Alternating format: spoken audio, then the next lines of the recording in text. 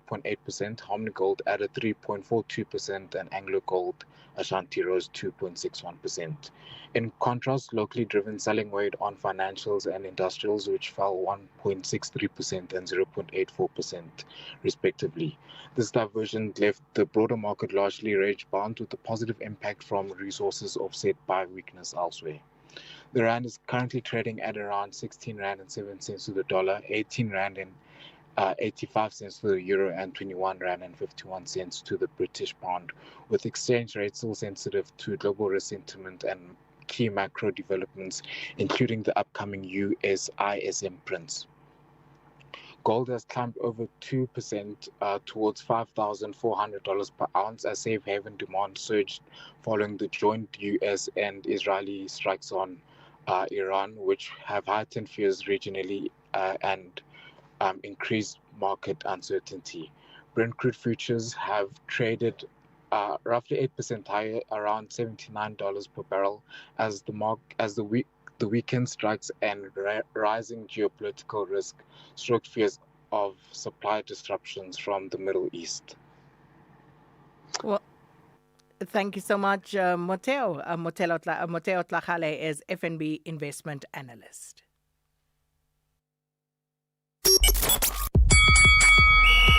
SAFM Sport with John Gericka.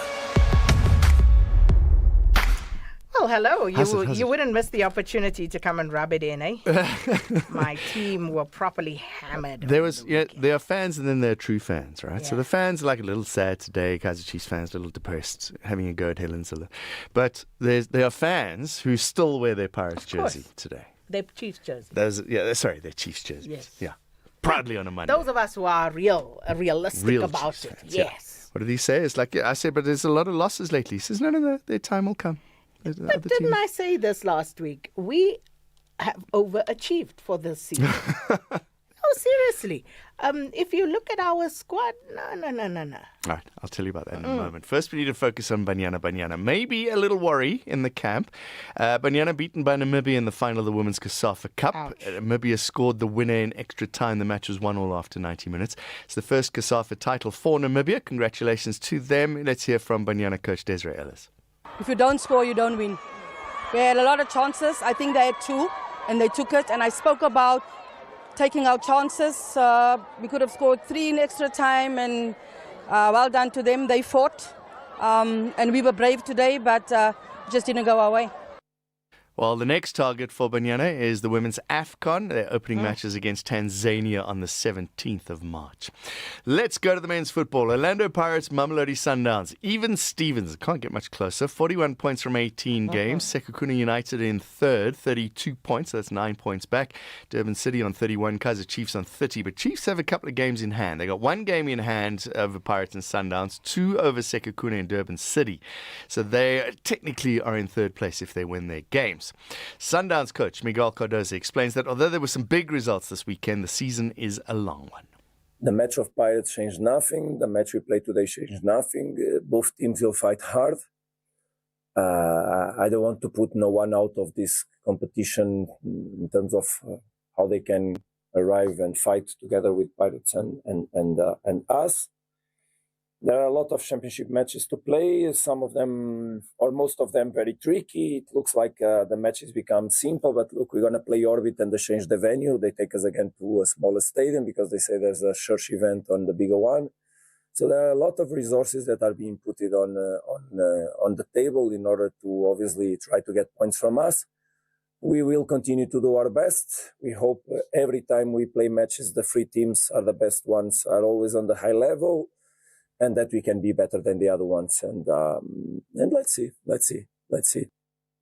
T20 semi-finalists have been decided at the World Cup on Wednesday. The first semi-finals at Eden Gardens between South Africa and New Zealand. Proteas coach Shukri Conrad sounding confident. We're going to prepare exactly the same way for New Zealand. Whether we start as favourites, probably because we're the only unbeaten side in the competition. But I don't know if that adds to the pressure. I think the semi-final is pressure enough. Playing a top side New Zealand is pressure enough. So there's no added pressure. And I'm glad that we're favourites, because I always felt that as a South African team, you want to be able to play as a favourite, and because it's easy being an underdog, you know, the expectation isn't great or that much, and now we've assumed the tag, which we don't really talk much about. But if we can continue doing what we're doing, then need a little bit of luck along the way as well. And hopefully that will give us the result on Wednesday, and then onto our home ground in Amilabad. Yes, South African cricket fans. Onto our home ground in Amilabad. Second semi-final is India against England. This is the way the umpires have been playing there. Yeah. Let's go to women's cricket. Proteas lost the third and last ODI against Pakistan in Durban yesterday. They'd already won the series after winning the opening 2 matches, though. Their next target is New Zealand in New Zealand. It includes 5 T20s and 3 ODIs. Here's coach Mandla Mashimbi. Yeah, obviously for me it's the first time I'll be going to New Zealand, so I don't have any experience from that point of view. And then it will mean from my side I will have to ask some people that have been there before and rely a lot on players that have played there in terms of information, and see how I can just put that together and come up with a power plan for us to give ourselves the best chance to win. And finally, Australian Grand Prix organisers say they're really confident that the travel chaos caused by the ongoing conflict in the Middle East won't impact the opening race of the Formula One season this weekend. Close to 1,000 members of staff have been forced to rearrange flights. 500 of them reportedly set to be flown from Europe on charter planes. Comes after the US and Israel launched that attack on Iran on Saturday. F1 also said it was closely monitoring the situation with upcoming races in Bahrain and Saudi Arabia scheduled in April. Cadillac driver Valtteri Bottas. Well, many people would have had to rebook the flights, and you know, when there's thousands of people trying to rebook, there's going to be many sold out flights. So you know, let's see how it goes. But like I said, I just hope everything gets smoothly and we're all good to go. Remember, it's not just the races, it's the crowd as well. There'll be a and host the crew. Yeah, so all of the crew, that's the 1,000 people that are going to come. But if you include all the people that might have booked tickets there from years ago and they're going to fly via. And you know, this stuff is not cheap, and these are bucket list items, eh? Can you imagine? Yeah, so sports being affected. Shukri Conrad was asked about it as well. He says his focus is on the cricket. That's priority number 1. Yeah, but he's most going to New Zealand. Okay, bye. As the nation seeks answers, SAFM brings you live, uninterrupted coverage of Parliament's ad hoc committee investigating allegations made by KwaZulu-Natal Provincial Commissioner, Lieutenant General Nhlanhla Mkhwanazi. You can also stay up to date with the Judicial Commission of Inquiry into criminality, political interference, and corruption in the criminal justice system.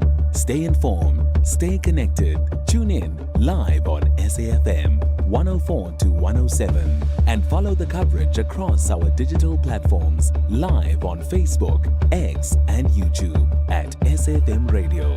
SAFM, leading the conversations that move us.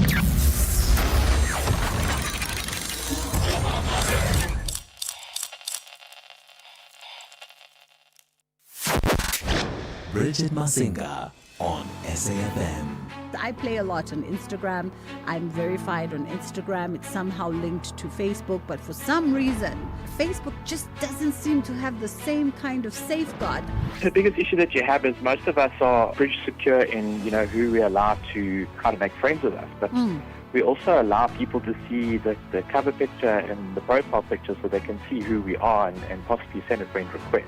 If you lock your profile on Facebook, and this is a feature that added recently, you can actually prevent the person from actually copying that image, you know, and the cover photo, and then seeing your list of contacts. They will then use that image to create a new account utilizing the same name. Richard Frost, Head of Technology Solutions. Bridget Masinga on SAFM. Conversations that you connect with and react to. SAFM. Good afternoon, Sisakin and your team. You know, Sisakin, Mokhote should have been arrested a long time ago to prevent this dark and diving he's doing. Thank you. Good morning, Sisakina. Mbongo Sundisa Mbuyisa here. Sisakina, President Trump has ended health aid to Zimbabwe. So it's going to be a burden to South African fiscus because Zimbabwe will not be able now to provide like medication like ARVs to Zimbabweans. So obviously they're gonna come run to South Africa. So can government tighten security in our borders as a belief, more especially by like Limpopo River and then by Bridge? All right, thanks. The hypocrisy of the ANC is quite astounding. Let us just give credit where credit is due. America has now eradicated probably one of the most brutal leaders any country could ever wish to have. He is now gone, and so have all his fellow travelers. Iran now has a chance to be a democracy. Elected officials can be brought in and possibly saved about 30 to 40,000 lives. Keeping in mind already we've lost 30,000 Iranians to the very same people that are supposed to be governing them. And we now have a chance of a democracy. Mike Newlands. Good afternoon, Sakina and the listeners of the show. Sakina, South Africa is part of the BRICS member. They mustn't comment on issues regarding Israel and Iran because recently we had Iran on our waters doing the naval drill. So America will try to make us an example because we are part of the BRICS members countries. So we must not try to make comments international laws. Yes, our politicians can be having different views, but they must keep their comments to themselves because we are like the Kaizer Chiefs of football. Not that team is a bad team, but there are certain things that we need to learn and adapt and move on. Brandma by Protectland. Thanks for the question. Sakina Kamwendo on SAFM. Well, thanks so much for all of those comments. And boy, am I chomping at the bit to get in there, but I shan't. I'll hold my tongue. I won't say anything about some of the comments and, your views that you've expressed there to us. And we do appreciate it. And if you feel that you'd like to tell us what's on your mind, you'd like to respond, then go for it. You can either write to us or you can send us a WhatsApp voice note. It's 14 minutes before 1. Now, the Madlanga Commission of Inquiry has adjourned for today and it will resume on Wednesday morning. Northwest businessman Brown Mokgotsi was today expected back on the stand, but he failed to appear, citing illness. Evidence leader advocate Matthew Chaskelson told the commission a medical certificate is expected by the end of today. Now, the chairperson, Justice Mbuyiseli Madlanga, declared Mokgotsi in contempt for now and indicated that the commission may initiate legal proceedings, but any consequences will be addressed on Wednesday once that certificate is reviewed. Now, this comes as the inquiry races towards that March 17th deadline to wrap up its probe into criminality and corruption in the criminal justice system. But for more on the latest developments, we joined on the line now by the Commission spokesperson, Jeremy Michaels. Jeremy, thanks so much for your time. Welcome to Update at Noon. Good afternoon, Sakina. Good to be with you. Jeremy, firstly, during phase 2 of the Commission's proceedings, we've seen quite a few last-minute illness claims that have delayed testimony. It has also frustrated the Commission's work in as far as things such as scheduling is concerned. But, we heard last week from the Commissioners their view on this matter, perhaps worth reminding us on how the Commission views what we are seeing now. Yes, Sakina, indeed. I think the commissioners, Justice Madlanga and his co-commissioners, have made it abundantly clear that they are not going to tolerate a situation where witnesses call in sick without, proper, in the case that we dealt with last week, where a crime intelligence officer was subpoenaed to appear on the 25th of February, submitted a sick note which was rather illegible when it came to the important parts, the reason for his illness. And in that case, his legal representatives were then sent back to ensure that, one, they submitted a legible medical certificate, and two, that the medical practitioner, the doctor, made clear or assisted the commission to understand the condition of his patient, the witness was meant to appear. And so the matter that we dealt with this morning of Mr. Brown Mokhotsi is in that context where last week the commissioners had made clear that the evidence leaders should consider the options available to them.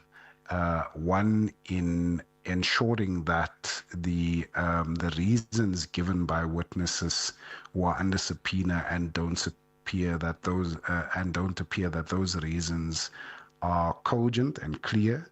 And two, that the commission would reserve its options in terms of potentially calling medical practitioners to come and explain themselves when they produce questionable sick notes before the commission, and also other options potentially to issue warrants of arrest, which certainly applies in the case of Mr. Mokhotsi if need be.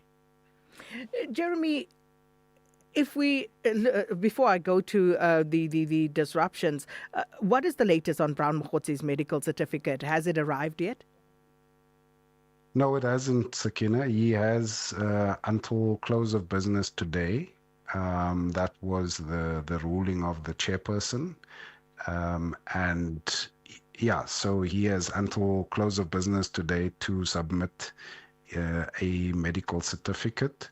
And then on Wednesday, when the commission resumes, that medical certificate would then be scrutinized and either accepted or the commission will consider its options. And just how disruptive is, for example, today's developments to the Commission's timetable, especially if one considers we are like 2 weeks away from that March 17th deadline, especially given concerns about meeting that particular deadline? No, there's no denying, Sakina, that it is disruptive. We have lost not only today. There's the case I mentioned last week, and there was one previously. So at least 3 days of testimony, which in the context, as you say, of a looming 17 March deadline on the current proclamation is hugely problematic. The commission obviously has other work, and colleagues are busy pushing ahead with that work behind the scenes. And so, we're obviously taking the opportunity today, given that we now don't have a hearing today, to push on with that work. But there's no debating that it is disruptive and problematic, and we are certainly not going to have this continue. The commission will do whatever it has to ensure that we rein in this situation. Of course, people do get sick. We are human beings, all of us, whether we are persons of interest or not. But we certainly can't have a situation where on a Monday morning the commission is informed that a key witness has fallen ill, does not have a medical certificate, and therefore, we can't proceed with the day's hearings. And whilst I agree that, yes, people do fall ill, there does seem to be a bit of a pattern developing, especially in phase 2. Could it be that we are starting to see some resistance from certain witnesses, at least, as the testimony increasingly implicates powerful figures? You are not far off. I don't want to speculate, but we did anticipate, and I think we did say publicly as we got into phase 2 that this is going to be a much more difficult phase. Of course, during phase 1, the commission heard, the allegations of Lieutenant General Mkhwanazi and many others, almost 30 witnesses, 28 to be exact, who came to substantiate and corroborate those allegations. In phase 2, where witnesses and persons of interest and implicated parties, individuals, have to come and explain themselves, tell their side of the story, and answer to the allegations, we did anticipate that it would be more difficult. And so our concern is that precisely as you say, that there does seem to be a pattern emerging, a trend of witnesses falling ill. And so the Commission will be dealing with that quite robustly, particularly when you consider that not only do we have, a deadline looming, but equally important, the work of the Commission is serious, given the serious nature of the allegations that we are investigating. And so those persons of interest must come and explain themselves. And we certainly can't have a situation where they deploy delaying tactics, whether it be sick notes or any other ducking and diving. And just finally, Jeremy, with the interruptions like we saw this week, last week, it seems to be becoming increasingly inevitable that the Commission will require an extension. And to that point, are you in active talks with the Presidency about extending the Commission's timeline? Indeed, Sakina, I think it's clear, it's abundantly clear that the Commission is going to require more time, more so when you consider that we are only in phase 2. There's a very long list of witnesses who are under subpoena. Clearly, 2 weeks to 17 March or thereabouts is insufficient. And so there are discussions underway between the Commission and the Presidency and the Justice Ministry with regard to a revised timeline for the Commission. And that's where we'll leave it for today. Thanks so much for your time and for the update, Jeremy Michaels, the Madlanga Commission of Inquiry spokesperson. Get Spar Super Savings at every store, in every aisle, every day. Like 900-gram Bacoma Wheat Bix for $52.99. Save 12 Rand. Or 200-gram Nescafe Gold Coffee Jar or 220-gram refill pack, excluding decaf, for $154.99. Save 35 Rand. Now that's super savings. Price is valid from the 23rd of February till 8 March, while stocks last. Only at Spar. T's and C's apply. Whether it is a CCMA referral, problems with a mechanic, unfair blacklisting, or an uncontested divorce, Clientele Legal offers professional legal services to all South Africans. Our plans are affordable, and you receive up to 745,000 Rand worth of legal services per year. We cover civil, criminal, and labor-related matters. Our nationwide legal teams are standing by to support you 24 hours a day. Plus, all plans include a 5,000 Rand bail benefit. Join today. SMS SAFM to 32195. That's SAFM to 32195. Clientele General is an authorized FSP and licensed non-life insurer. T's and C's online. Standard rates apply. Update at noon, midday to 1 p.m. Now, search and rescue teams are continuing in Mossel Bay in the Western Cape after a tug vessel, Leo, sank about 80 nautical miles south in the early hours of yesterday. Now, the vessel sent a mayday late Saturday due to uncontrolled water ingress. And of the 18 crew on board, 13 are accounted for, 12 survivors and 1 presumed deceased. 5 remain missing. The Maritime Rescue Coordination Centre is coordinating efforts with some of the merchant vessels in the area, as well as a fishing boat and a helicopter assisting despite adverse weather conditions. Operations continue around the clock, but for the latest, we join on the line by Donald Rachivuno from the Maritime Rescue Coordination Centre. Donald, thanks for your time. Welcome to Update at Noon. Good afternoon, Sakina, and your listener. Donald, just give us the latest, please. What do we know so far about, firstly, what caused the uncontrolled water ingress on Leo, and also in terms of the crew that was on board of the 18, as we understand it, 1 may be deceased, 12 accounted for, and 5 unaccounted for. Thank you for the question, Sakina. What we know at this stage is that we do not have an exact cause of the sinking of the vessel. It's not yet confirmed. But what we understand is that the vessel departed from Port of Durban destined for Nigeria with 18 crew members on board, and the MRCC received a Mayday alert from the vessel when she was approximately 80 nautical miles from Mossel Bay, as you already are. And after we received that, the master informed us that they had their engine room was flooding and require immediate assistance. It was at that stage and at that circumstances that we, the MRCC, then activated the search and rescue from that time. The alert came to MRCC at 7:02 on Saturday night. That's when we then sent a Mayday relay to other vessels in the vicinity via our Cape Town radio station.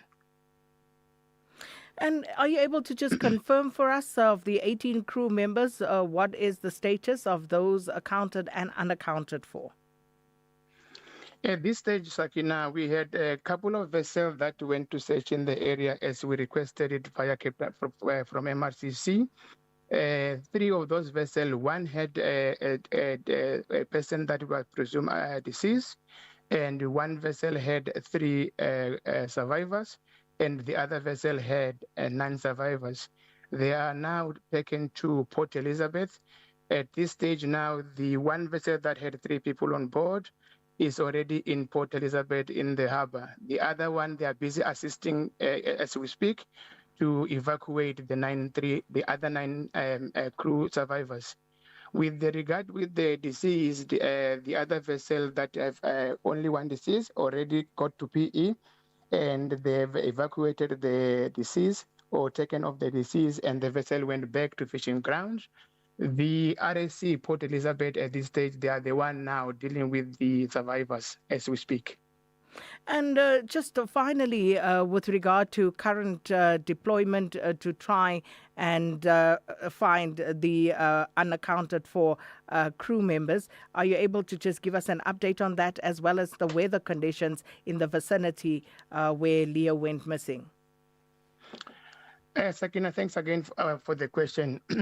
At this point in time, because the incident started on Saturday, went through to Sunday after morning to Sunday afternoon, we have now suspended a search. All probable search area have been comprehensive covered by available assets and aircraft. We also had an aircraft that spent 2 hours yesterday searching in the area, where they also located one life raft. Unfortunately, there was no life on that life raft. And based on the drift modeling and the vessel last known position, the estimated survival time is also put into place or been accounted to in the prevailing sea weather condition has been elapsed since the incident started. And further search efforts have been assessed, and is unlikely to result to locate in additional survivors. There is a severe weather and extreme sea condition in the area, but what we can tell you now, Sakina, is that because of the area is a kind of a fairly busy traffic, we have still having a Mayday relay broadcast that is still going. And after a certain period, we will then review and see if there is a need for us to reopen the incident. But this Mayday that is now being broadcast as a relay Mayday is for all the vessels in the area to report any sighting to MRCC. That will prompt MRCC if there's a need to reopen the incident. Well, thank you so much, Donald Rachivuno from the Maritime Rescue Coordination Center, about the latest there regarding Leo, that tug vessel that sank about 80 nautical miles south of Mossel Bay. And that's where we have to leave it. Our apologies to Ondela Mbana. She's standing by with your latest news.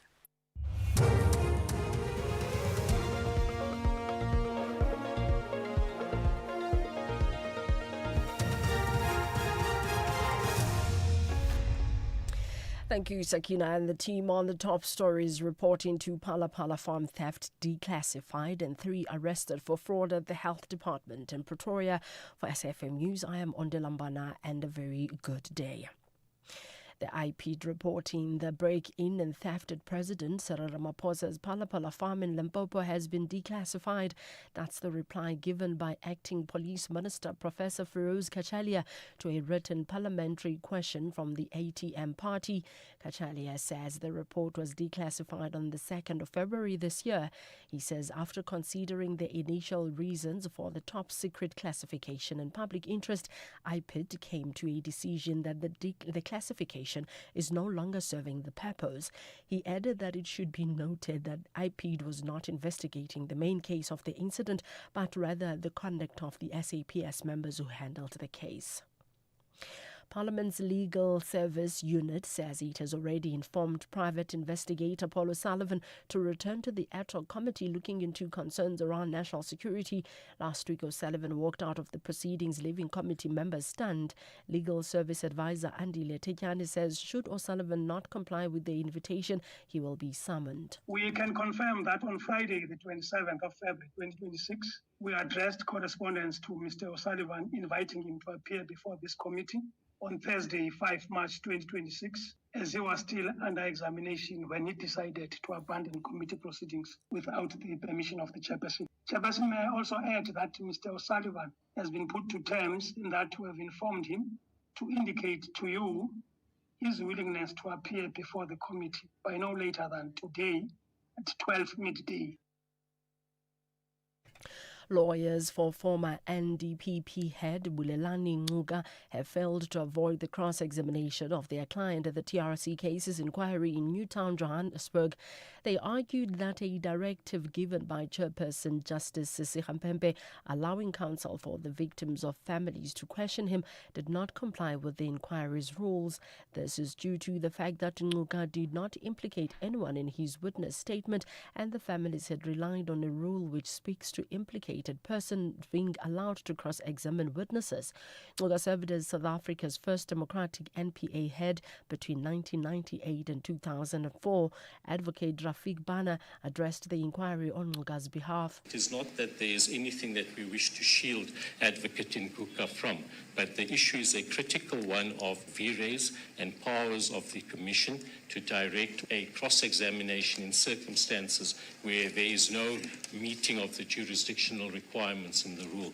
And we all know that in commissions the right of cross-examination is a very limited one. It's not even an automatic right. It is a privilege that you and the commissioners give a party, but to qualify for that privilege, those requirements have to be met. Justice Khambembe ruled that Ngcuka will be cross-examined but deferred it to a later date to allow his lawyers to prepare. 3 people have been arrested over a 1 million rand fraud and theft case at the National Department of Health in Pretoria. The arrests follow an in-depth investigation that began in April 2024. Hawk spokesperson Katlego Mogale says the arrests are part of ongoing efforts to tackle corruption and recover public funds. It's alleged that in 2023, over 1 million was unduly awarded to a service provider in contravention of the Public Finance Management Act. The company of one of the suspects is also charged as the first juristic person as the monies were paid to the company. The 4th suspect, the service provider and her company, are yet to be arrested. Authorities in Kuwait say several U.S. warplanes have crashed near the country's border with Iraq. It is not immediately clear what caused the U.S. warplanes to crash, but the incident came during an intense period of Iranian fire targeting the country. The Defense Ministry said it is continuing investigations into the causes of the incident. The BBC's Barbara Platt-Asher has the details. Footage shared on social media showed a crew member of one fighter jet ejecting and parachuting down to safety just moments before his plane crashed. The Kuwaiti Minister of Defense said all the crew of several warplanes had survived and were in stable condition. It said the authorities are investigating the causes of the incidents without indicating whether they might be accidents or the result of hostile fire. The Gulf states have become a front line in this war. Loud blasts were again heard here in Doha, in Dubai, and also in Kuwait. The U.S. Embassy in Kuwait issued a warning for its citizens to take cover. It did not confirm whether it had been hit, but witnesses reported black smoke in the surrounding area. Recapping the top story, the IPD report into the break-in and theft at President Cyril Ramaphosa's Phalaphala farm in Limpopo has been declassified. I am Onde Lambara for SFM News Headlines at 1:30. Are you looking for the best spectacle and sunglass deal? With Specsavers buy one get one offer, you get great value for money. Get a free pair of branded single vision prescription sunglasses up to 3,300 Rand when you purchase a comprehensive eye examination and spectacle frames with lenses on your first pair. The best part? Choose from top brands like Police, Hugo, Under Armour, Tommy Hilfiger, Red Bull Spect and more. Affordable eye care? Specsavers. T&Cs apply. Every day, Rand Water's underground pipelines run through servitudes across the country, carrying millions of liters of water to our communities. But when people build too close, it's called encroachment, and it's very dangerous. If a pipeline bursts, it can flood homes, destroy property, and in many cases, people lose their lives. That's why Rand Water marks its servitudes with blue and white beacons, a clear warning to stay clear and safe. When we protect Rand Water's servitudes, we protect our communities too. Rand Water, finding new ways. As we celebrate 90 years of existence, SAFM takes you back to the voices that shaped a nation. Berea, the home of the four bespectacled Tisson brothers, all of whom work or have worked on the English service, particularly Audio Mix and Radio Today. Watch how the night proceeds towards dawn. And I need a lot of consoling when I started the early program. People couldn't believe that John O'Donnell and B. Reid were chosen for the early morning program, because if ever two announcers used to want to swap a morning shift for an afternoon shift, John and I would do it. 90 years of trusted voices. This is SAFM. The Full Circle with Bridget Masinga, Monday to Friday, 1 to 3 p.m.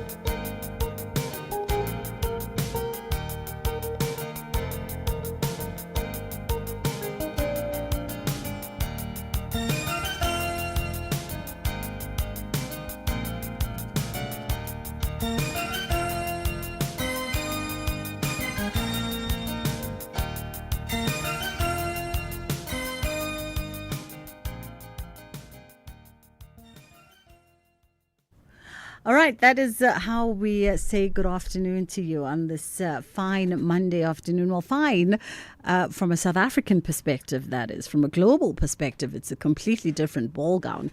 Sipho Gumede coming through with When Days Are Dark, Friends Are Few.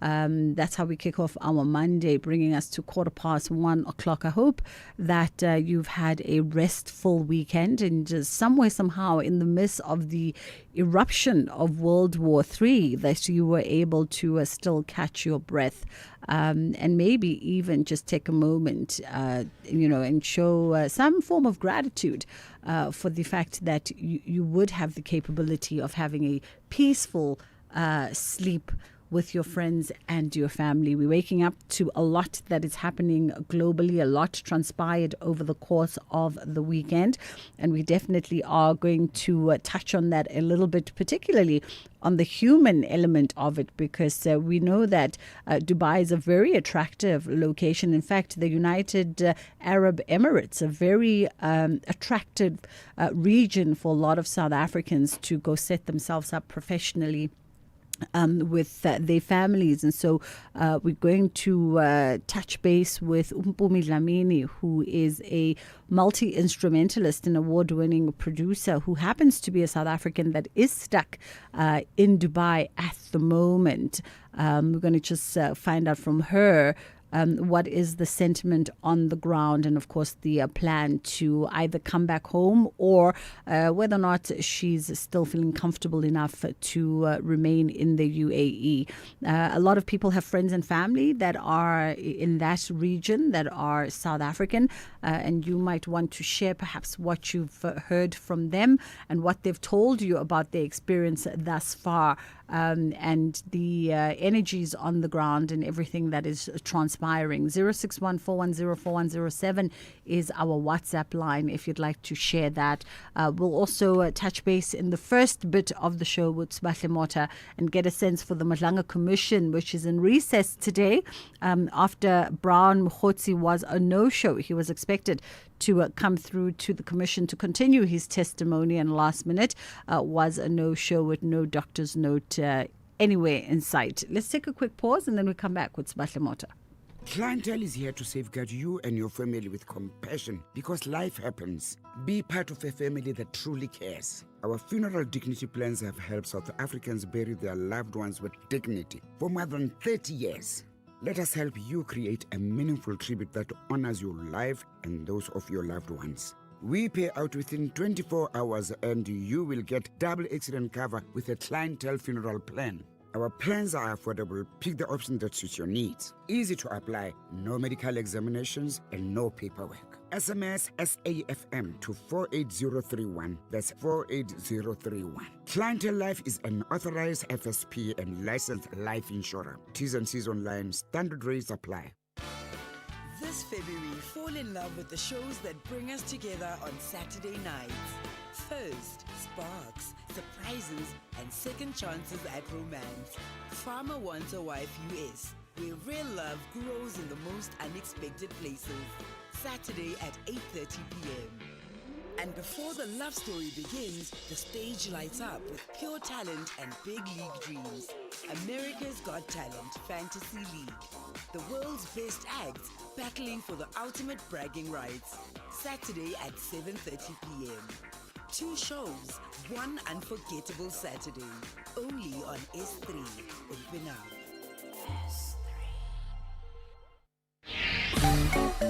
You are listening to The Full Circle. All right, it is technically day 70 of the Madlanga Commission, and Sbahle Mota was out in Pretoria earlier today, and of course that commission being recessed, Brian Mkhotsi being a no-show this morning. How are you doing, Sbahle? Good afternoon to you, Bridget, and thank you so much for having me. Thank you for the time. So we were expecting for Brown Mkhotsi to make a return to the commission to continue his testimony, but this morning we obviously saw that he was a no-show.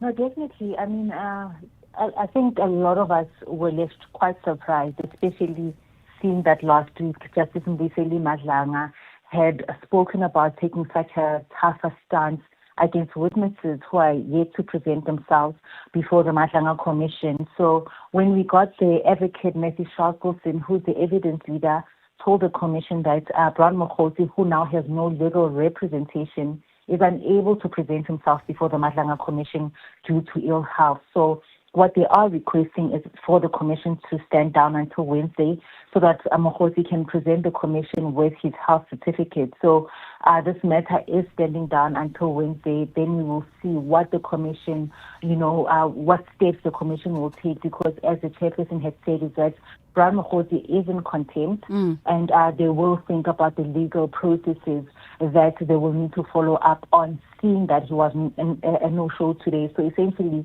that is what we are waiting for. And we are also just waiting to hear on Wednesday what sort of steps, seeing that he's in contempt, the commission will be applying against him. No charges come against him or anything like that. So we'll just wait until Wednesday for that. And interestingly, this morning I was watching the Commission spokesperson, Jeremy Michaels, doing the media briefings, and he was saying that initially Brown Mokhosi was a very forthcoming, engaging witness. He was availing himself, he was communicating, So I almost got a sense that yes, the commission did lead with that there would be recourse, and they're looking at what recourse, but maybe take into account that, in fact, prior to this action, he was somebody that was quite willing to present himself and participate in the process.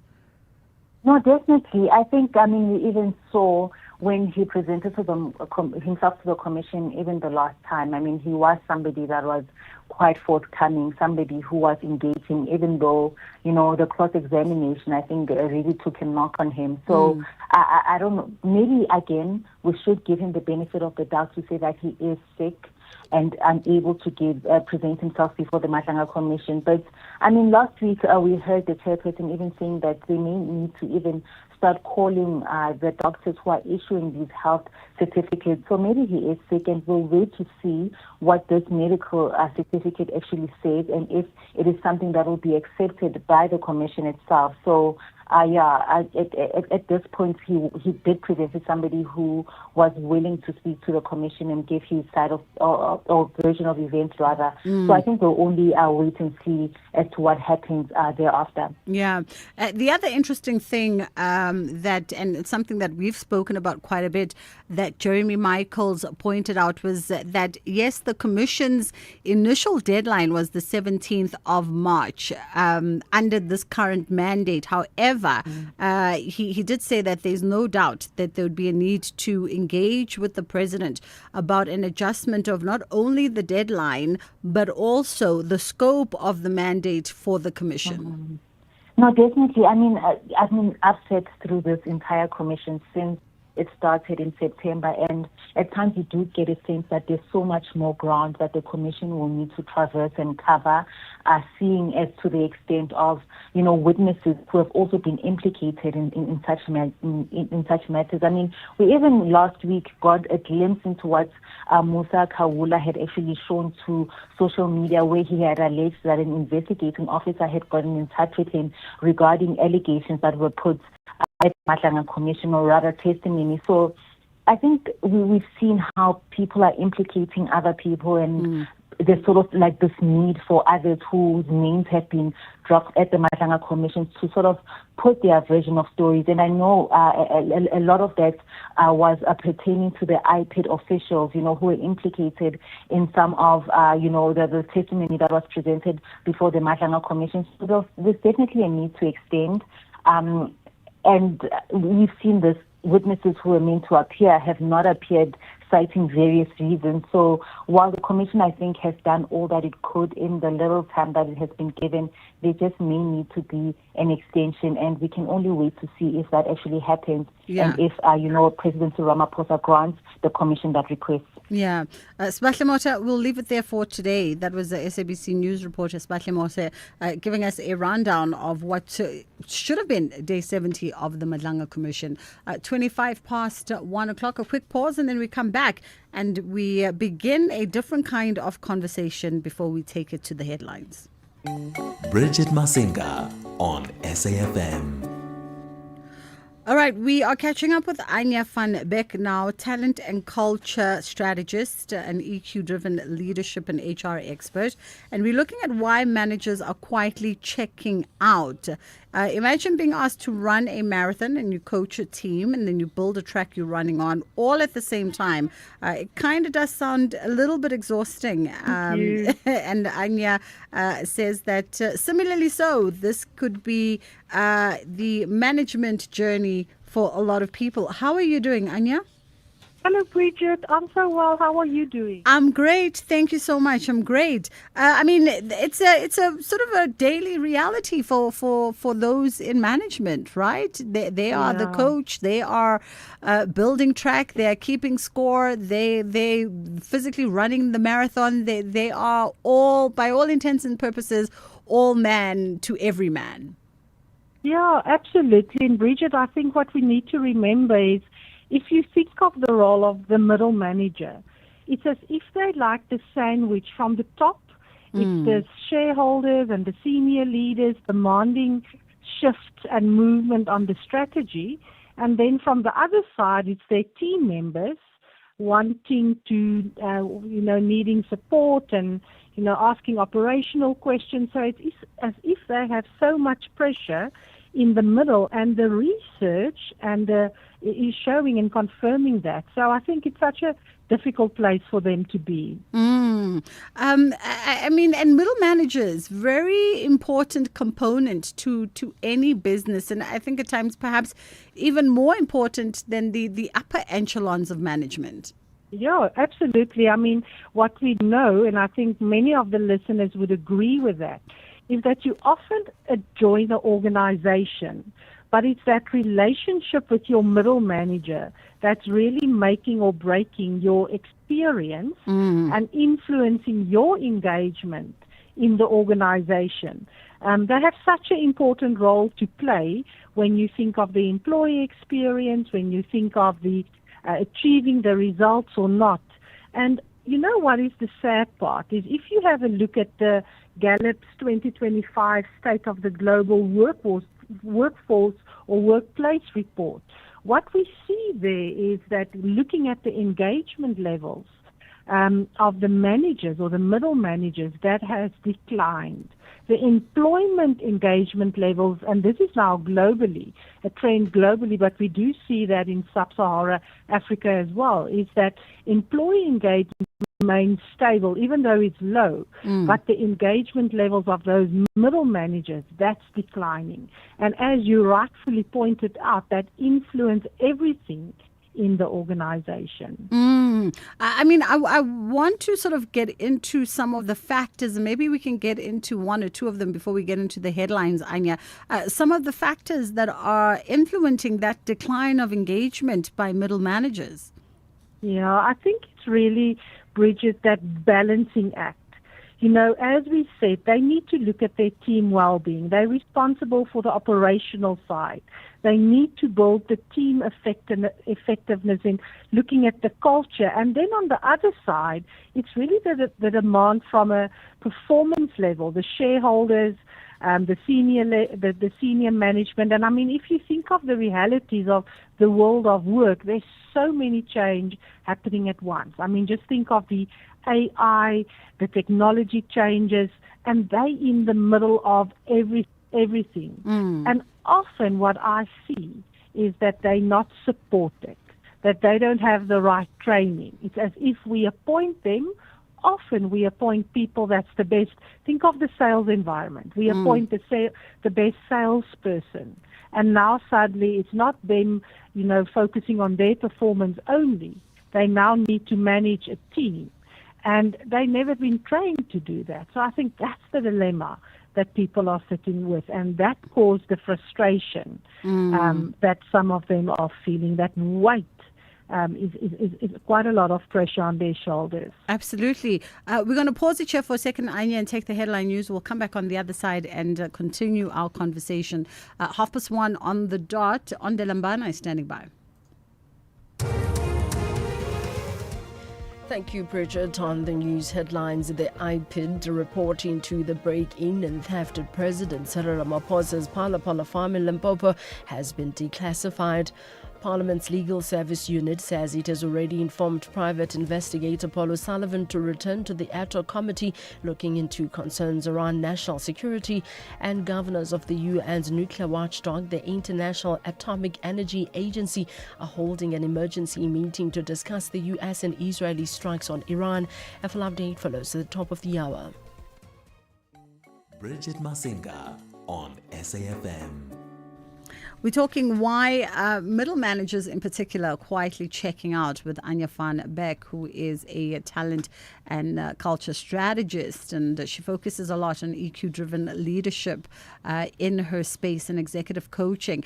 And you were talking about, as we went into the headlines, Anya, you know, the fact that a lot of these middle managers find themselves in these positions with very little support and very little by way of the right training. I mean, just looking at my personal experience in different organizations and hearing stories from colleagues and friends who work and come from different spaces. There is no truer sentiment in this conversation. A lot of people begin in positions or get escalated to a position. Yes, you might desire it and whatever, but they get escalated to a position because of a vacancy, because a gap needs to be filled, urgently, or it's meant to be something that's temporary.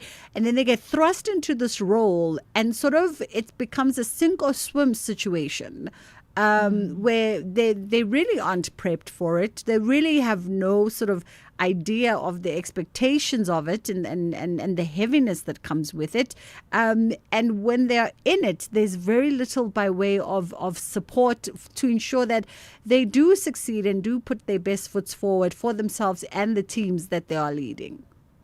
Yeah, and you position it so lovely, Bridget, because I think in the end, their intention, if you appointed in a new management role, what do you want to do? You want to do what's best for the organization and for your team. So you are so motivated to make a difference. And sometimes because you don't know a different way, it's challenging for you to say no. It might be that you're working with outdated processes. It might be that you're trying to navigate, as you said, this new role. Sometimes you even manage people that's older than yourself. So it's that lens that you need to look at. How do I manage people that's more senior, in age than myself? And you really stretching them thin. And that is where you've mentioned the EQ side. And the EQ side is such a ultimate edge, simply because it supports you to pause, supports you to think of, some people call them soft skills. I don't like that word. I love the word human skills. But it teaches you active listening, how to lead with empathy, and even just asking for help. One thing that I have seen is if you're appointed in a new role, the last thing that you want to do is to show people that you suffer, that you struggle, and you almost just put on a mask to say everything is okay. Versus having that opportunity to be vulnerable and say, you know what, I'm a little bit lost, I need some support, but we don't create cultures where people can do that. Yeah. And that just pausing for yourself to say, but okay, what is the next best thing? It's like a downward spiral and it's not going well. Absolutely. And when we talk EQ skills or soft skills, whatever folks may call them, I think we almost take for granted that managers or those who seek to be in management positions or find themselves in management positions innately have that. But I've witnessed people who don't, who don't know how to listen to their teams or what they would call subordinates or their colleagues who answer to them in a position of them being in a position of authority. People who don't know how to sort of lead with empathy and compassion and understanding first, where it almost borders on take it or leave it. It's my way or the highway. And I just come to realize that I think we take it for granted that people should have these skills, and really they mostly don't. Absolutely. And I think, Bridget, what I see often with the clients that I work with, and some of them are even senior leaders, is have a look at what is the role model, or when you were still in a position where someone was leading you. That might have been in the era where the manager said, this is the way to go, now just do it. And what it is almost like the command and control style. And we all know that the world of work demands something different. We can't manage like that anymore. And as you said, they don't know better. That was the example that was set for them how many years ago, and they still believe that's the right way. What we also need to understand is that when we as humans are under stress and we go into the fight or flight mode, our thinking, thriving brain is shutting down. So we actually can't think what is the best next step. And that's when we default to the habits of taking control or instructing people what to do instead of using a coaching approach or a coaching management style where you ask them a question. So I think there's so many elements, but absolutely to your point of people, we assume they know these things. But what I have seen is people are so confident when it comes to the operational side and the processes side, but when it comes to that human side, that's where they're not sure what is the best way. Even if you take into account, you don't want to have conflict, you don't want to demotivate the team, you want to create that environment where they thrive. But if you were not taught or trained how to do that, you would not know what is the best way. Yeah. The sad part is that this is a catch-22, right? Because you say the reality is that if a middle manager is checked out, then ultimately the team follows suit. Absolutely, yeah. That I can say is true, because the middle manager is the one influencing their day-to-day. And that's why so often we overlook, the people in business overlook the importance of supporting and training. I mean, a scary stat is if you look globally, only 44% of people in management roles are trained. And the listeners should ask themselves, how much money do they invest when they appoint someone in a new role? Is it, you know what, you've been an excellent individual contributor, we trust in you, we know you can do this, you've got that, and you try to motivate them. But the basic skills, we don't invest in training to support them. And we were talking about active listening. Now, just take that. It's something that you need to change in your behavior.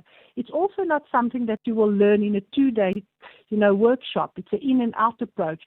Behavior change takes time, and that is why we need to create support for those middle managers over time where they can learn these new skills and ways to manage.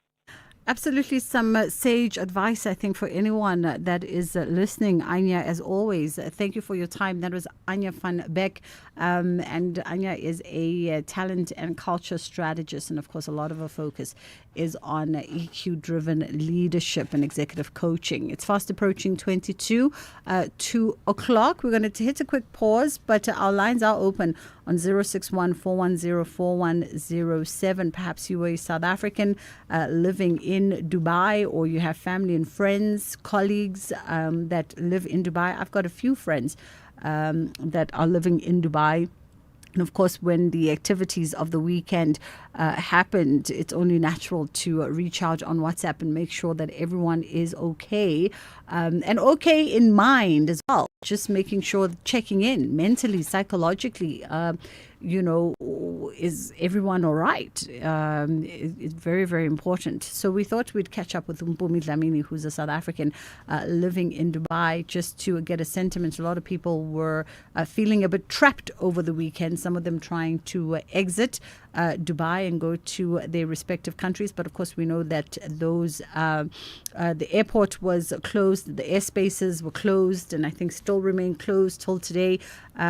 Some plans have been made by the Department of Tourism in Dubai to ensure safety and security for traveling tourists, particularly to make sure that they're comfortable, they are safe, and at least they don't have to worry about that logistic of having to leave their hotels and not know where they're going.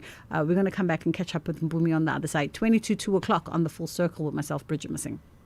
The safety and well-being of learners is a shared social responsibility. Parents and guardians play a critical role in ensuring safe, reliable, and lawful scholar transport. Parents are therefore urged to take responsibility for the following. Parents must actively educate and reinforce acceptable learner conduct while the scholar transport vehicle is stationary or in motion. This includes the proper use of seat belts, remaining seated at all times, and never sitting on the floor, steps, or in the boot of the vehicle. By working together, parents, operators, and authorities can protect learners and build a culture of safety on our roads. Issued by the National Department of Transport. Molweni Mzansi, nguvuyo Ngcukana lona. Catch Paradays from the 23rd of Feb 2026 every Monday to Friday at 7 p.m. and get ready to feel every beat. Live every beat, the pulse of SA.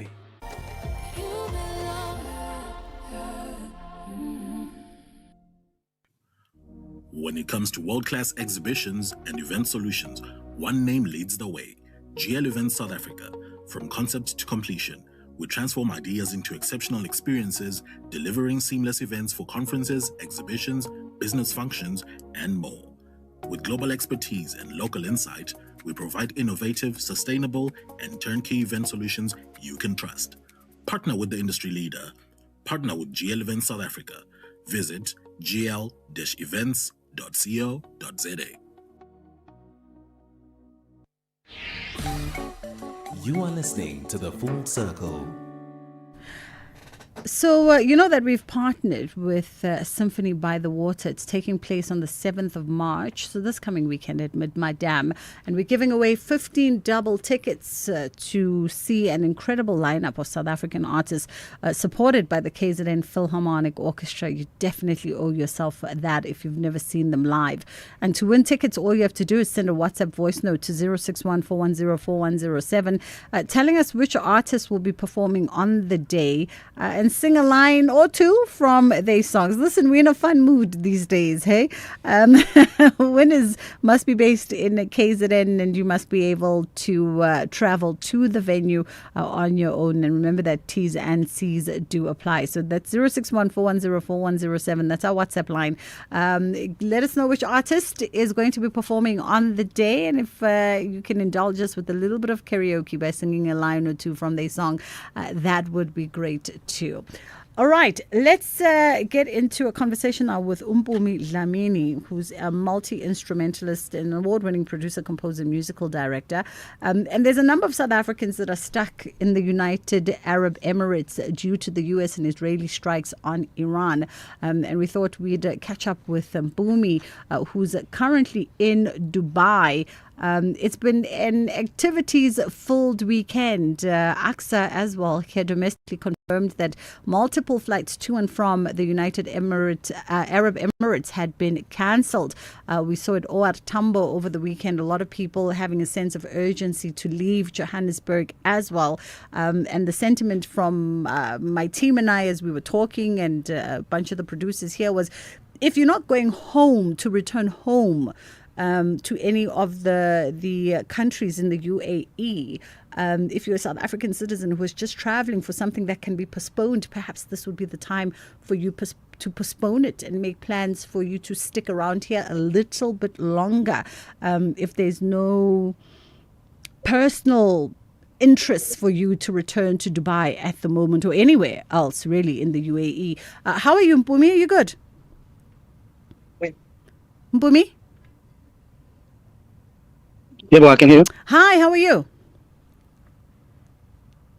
I'm okay, and you? I'm great, thank you. I'm great. I guess first and foremost, the question is, how are you keeping after the activities-filled weekend? It's interesting, eh? Because what's happening is I was here on holiday, and the idea was there's a big project that I'm releasing this year, right? That I can't really talk about yet. So the idea of coming this side was to kind of just for mental health reasons. That's where the paradox is now. It's just for me to just stabilize and whatever. Yeah. I was supposed to be back on the 14th or so. So yeah, I decided I was going to come back on Monday, this coming Monday, well, today. and then obviously they closed the airport on Saturday. Saturday morning, because the first strikes I think hit, because I was at the gym. I remember about 10, and it just looked weird, man. It looked like there was fireworks. It's just such a weird thing, because at first it was like everybody was pointing, and then it became real. And I think everybody in the space has a different kind of experience. And part of why we have a different experience is it's contingent on how close you live to the base. That is the problem now. Yeah, and I mean, we're quite close to one of the bases with the interceptors. So it's a whole different vibe. It's not, because city center, because even when the thing happened at the Palm, I was performing at the Palm, for example. So one of the hits, like I even have the stuff on video. Obviously can't share it now, but when the thing happened at the Palm, I was at the Palm. That was like 30 minutes before the performance, because there's musicians friends that are in the country. So because I'm here, I'm like, now and then I'll play with them. So literally 30 minutes before the performance and during dinner, that was happening. Drove back to Dubai, that followed us. And unfortunately, because we stay quite close to the base, maybe Sandton to Rosebank, maybe even closer. So you can literally see it launch. I know, maybe closer, maybe 10 Ks or less, maybe less than 10 Ks, So it's a whole different vibe, because the other issue is we're in a country where majority of the people here are foreign, right? They're foreign nationals. But they have an experience of war. So the first mistake we kind of made was, well, it wasn't really a mistake, but it was going off everybody's demeanor, because we thought everybody looks calm. Kanti, it was only the beginning, So they have a completely different experience, because there's a whole lot of Russian people here, a whole lot of Pakistanians, and there's a lot. So it's a completely different world altogether, but primarily because we are quite close to one of the bases, which are obviously targeted. They're not targeting civilians at all at this point, to our knowledge. But the issue is, if you are close to the base and if they intercept it, and that's where, and obviously the explosion, because the tremors are real. They are something crazy. Absolutely. I mean, and it's interesting, you bring out sort of the sentiment of, and I think in our conversations here, we were saying, as South Africans, we're so far removed from anything of conflict. Anything of like real armed conflict. We don't have an experience, and hopefully we never have an experience of such, because I don't think anyone ever wants to be in proximity of such. And so you move in these spaces with an almost an unawareness, and even when things do happen, and not knowing. A lot of people on social media were saying that, it's crazy that this is happening in the UAE, because it's such a peaceful place. You never really hear of anything that happens of conflict in the UAE, and so people don't know how to react and respond to this situation at the moment. They don't know if it's going to escalate, if it's going to get worse, if it's going to. There's just a lot of uncertainty from us being this far, watching from a distance, and so I can imagine when you are in the territory yourself. Yeah, it's and the other issues, like I said, these musicians I know that are here, that I'm with, we stay in the same hotel, South African musicians, so that's why I booked, so that I wouldn't be alone, because I was gonna be here for a whole month. Because on the 21st of March, I'm actually preparing for the Jazz and the Lights. So this is part of why I'm here, also to prepare for that. So it's just such a confusing thing now, because there is this distraction of this, because now I have to figure out, okay, how do I get back to be able to perform? And the bigger part of the conversation is more so the mental part of the whole exercise now, because even just a door closing is not a door closing anymore, because it's just, it's an interesting one. And I would say, and the other part of it is because I do have experience in tactical training, because that's part of what I also do. So, but that's different. Explosives and close quarter is not the same thing. This is, you literally just wait. People ask, are you safe? The answer is yes, right? But the anomaly is the fact that there's the debris, obviously, and the mistakes happen. Yes, these are targeted, but mistakes do happen. What happens if you start thinking about that? Like, ish, what if they get the coordinates wrong? And then that's the big concern. It's more so the mental stress of it.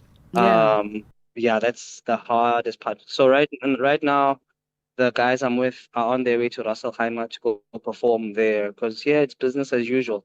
But Nakhona, it's because for them they're used to conflicts, So it's that thing of, do I stay in the hotel alone now and just chill there, or do I just go perform? I'm on my way there. I'm gonna go play, man. Yeah. What else can I do? Not gonna go sit in the hotel now. Yeah, it's Might as well. like you said, it's an interesting. I think it's an interesting reality to grapple with, because essentially you find yourself in a country that's finding itself at the beginnings of a war. But it's also isolated and it's a little bit far removed, but it's too close for comfort. And so there's a lot to be considered at the moment. But listen, we wish you safety. And more than anything in these times, we wish you balanced mental health so that you are able to then decipher for yourself what the next steps must be for you. But thank you for taking our call. That was Mpumi Dlamini, multi-instrumentalist, who's currently in Dubai, was supposed to be in Dubai preparing for his next project, and was going to be in Dubai for about a month. In fact, was supposed to be headed home this week, and finding themselves stuck there because air traffic is closed in Dubai. So no flights going in, no flights coming out of there except for those military flights indeed. DECO did send out some numbers for South Africans who find themselves in the UAE to be in contact with the respective embassies, and we'll tweet those out via our account as well. Hi, I'm Zanzi. I'm Vaughan Lucas. Feel every moment, only on SABC2. And remember, Paradise kicks off 23 February 2026 at 7 p.m. Live in every beat. The pulse of SA.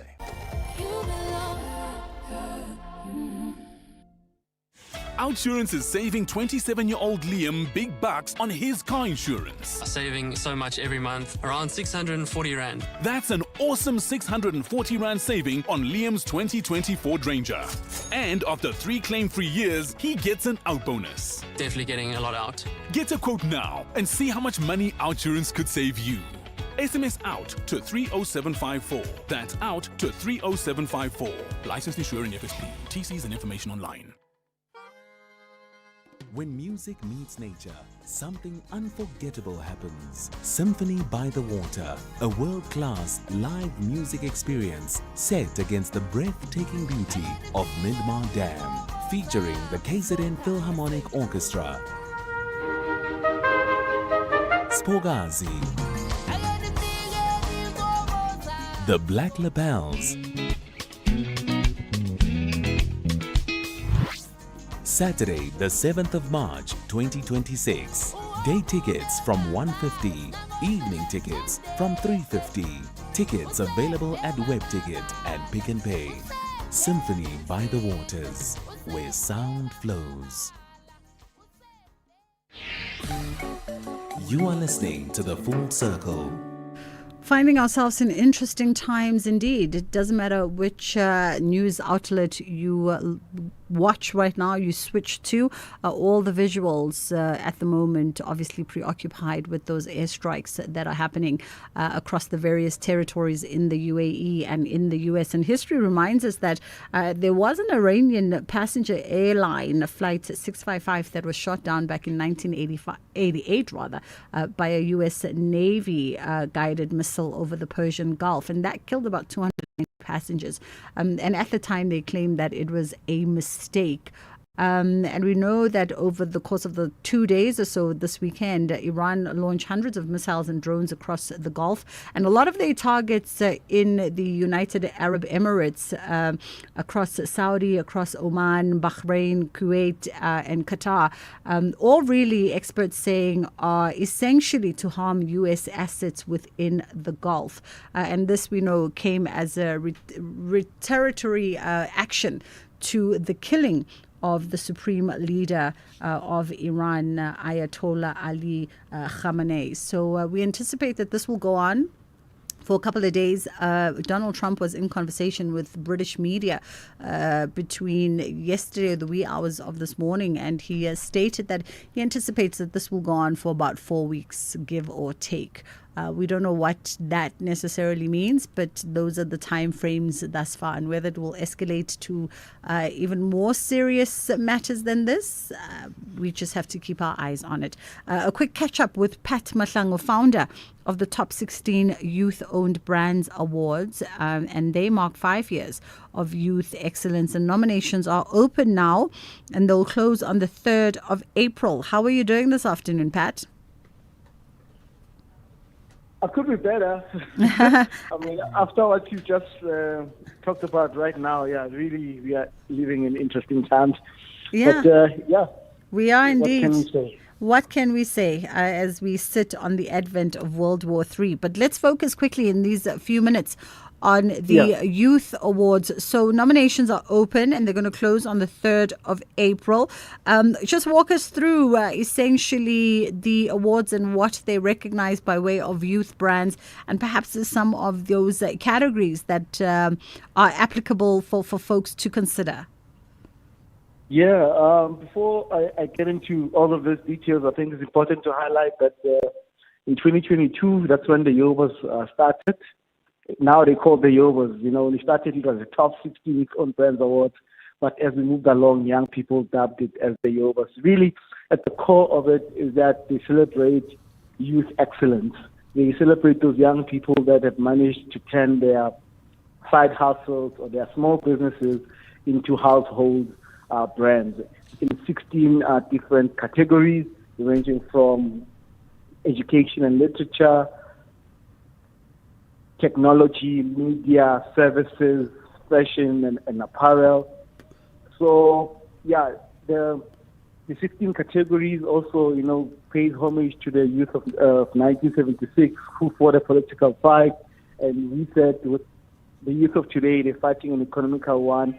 And they're building brands and businesses that, you know, contribute to this economy as well as the overall image of South Africa and the continent at large, because we have since expanded our reach and invited participation to other young people in the continent in 3 regions, West, East, and SADC, West and East Africa, as well as SADC Lovely. region.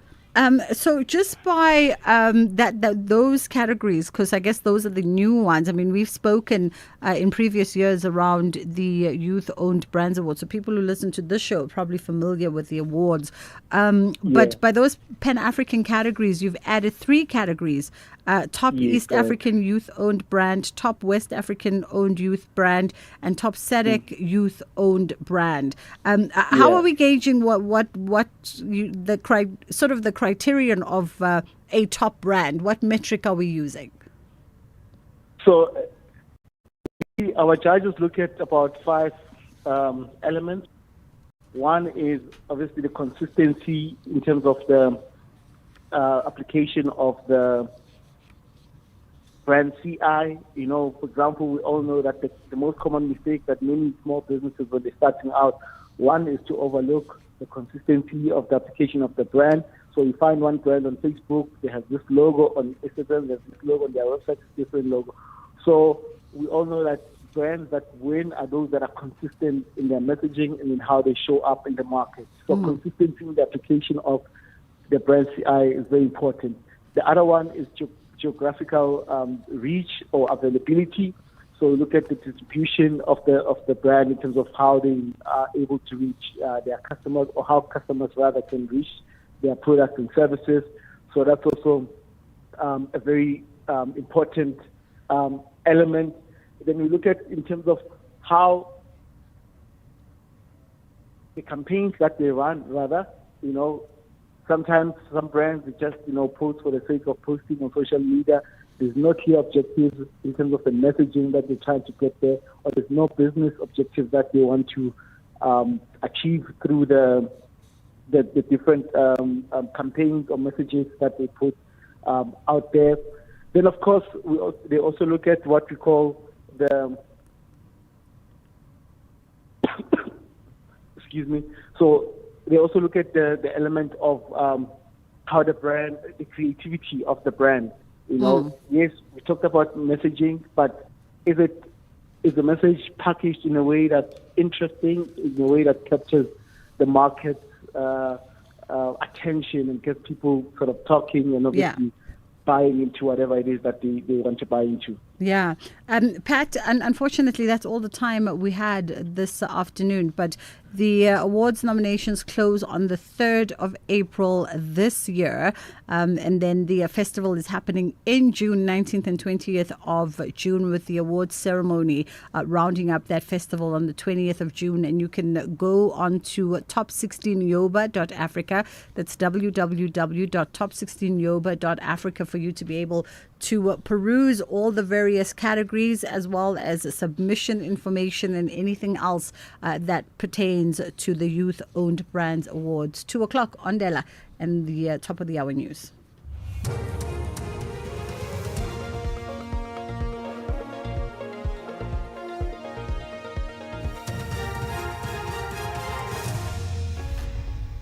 Thank you, Bridget. On the top stories, DDs are expected to sign summons to be issued to O'Sullivan and UN Security Council to hold emergency meeting on US-Israel attack on Iran.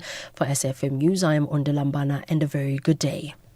The chairperson of Parliament's ad hoc committee, Soviet Lechanyane, and National Assembly Speaker Toko Didiza are expected to sign the envisaged summons to be issued to private investigator Paul O'Sullivan. This is if O'Sullivan fails to comply with the committee's invitation. Last week, O'Sullivan walked out of the committee, leaving MPs stunned. The committee has resolved to seek a legal opinion on the matter before taking further action against him. Andile Tekiana from Parliament's Legal Services briefed the committee on the way forward. All I can say is that the Speaker, as the issuing authority insofar as the summons procedure is concerned, is briefed in this regard. The Speaker indicated that she is at the service of the committee and will act as soon as she is formally briefed about what the committee has resolved in this regard. Chairperson, to this end, I can also confirm that a request for concurrence has been prepared for signature by both the chairperson of the committee and the Speaker, should Mr. O'Sullivan not comply with the committee's invitation.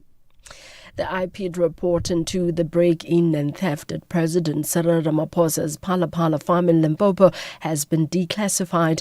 That's the reply given by Acting Police Minister Professor Feroz Kashalia to a written parliamentary question from the ATM party.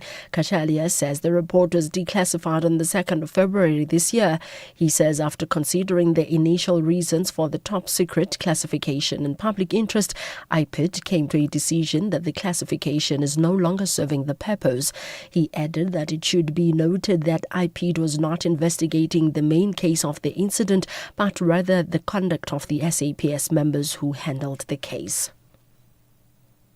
Water and Sanitation Minister Phemi Majordina says government is exploring a range of measures to alleviate the water crisis in the country. She elaborated on the measures while visiting the Lower Umkomazi water project on the KwaZulu-Natal South Coast. She says government will focus mostly on people who have no water infrastructure at home. Majordina says national government is looking into the possibility to buy water tankers that would be used by municipalities. Water sources that are receiving attention include boreholes, windmills, water harvesting and housing projects, and extracting water from springs. Disaster management have been deployed to the Upongolo local municipality on the northern KwaZulu-Natal, where a storm has caused massive destruction to critical infrastructure. A level 2 warning was issued by the South African Weather Service for thunderstorms accompanied by hail and damaging winds. Spokesperson for the Provincial Department of Cooperative Governance and Traditional Affairs, Senzelwe Mzila. During the storm uprooted trees and caused severe damage to both public and public infrastructure. This team that has been deployed by the MEC is currently conducting assessments in the Upongolo area, specifically areas that are surrounding the CBD. The MEC is continuing to appeal to residents across the province to continue to be vigilant as the inclement weather conditions are expected to continue across the province. Governors of the UN's nuclear watchdog, the International Atomic Energy Agency, are holding an emergency meeting to discuss the US and Israeli strikes on Iran. The session was requested by Russia. The BBC's Bethany Bell has the details. The IAEA's urged for restraint to avoid nuclear safety risks to people in the region, but it said there was no evidence of any radiological impact so far. On Friday, before the US and Israeli strikes began, the IAEA called for its staff to be able to inspect Iranian nuclear sites without delay. IAEA inspectors have not been allowed into Iran's uranium enrichment sites since the US and Israel bombed them in June. Recapping the top story, the chairperson of Parliament's ad hoc committee, Soviet Lekhanyane National Assembly Speaker Togo Didiza, are expected to sign the envisaged summons to be issued to private investigator Paul O'Sullivan. I'm Undalambana for SFM News Headlines at 2:30. Saturday afternoons in Mzansi, where loyalty is tested every single week. Manchester United fans still believing. Liverpool fans reminding you about history. Chelsea fans saying trust the process. City fans pretending this is all normal. Arsenal fans still shouting out, we are winning it this year. Every year, mate. But that's love. Through the wins, the heartbreak, the long rebuilds. The English Premier League, where we suffer together, celebrate together, and never stop believing. EPL, Saturdays at 4:30 p.m. on S3. Open up. As the nation seeks answers, SAFM brings you live, uninterrupted coverage of Parliament's ad hoc committee investigating allegations made by KwaZulu-Natal Provincial Commissioner, Lieutenant General Nhlanhla Mkhwanazi. You can also stay up to date with the Judicial Commission of Inquiry into Criminality, Political Interference and Corruption in the Criminal Justice System. Stay informed, stay connected. Tune in live on SAFM 104 to 107 and follow the coverage across our digital platforms live on Facebook, X and YouTube at SAFM Radio. SAFM, leading the conversations that move us.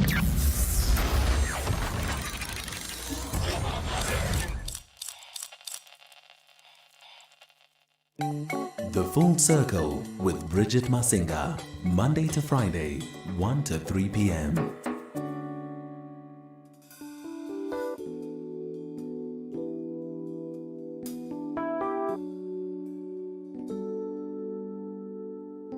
I believe in love.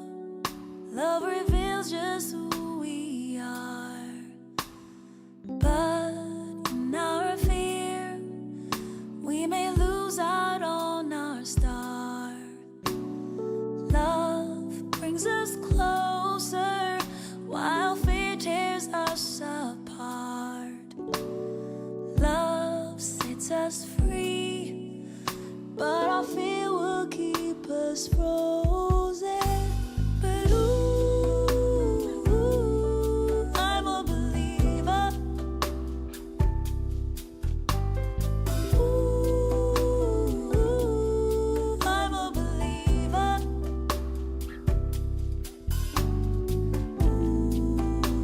Ooh, I'm a believer.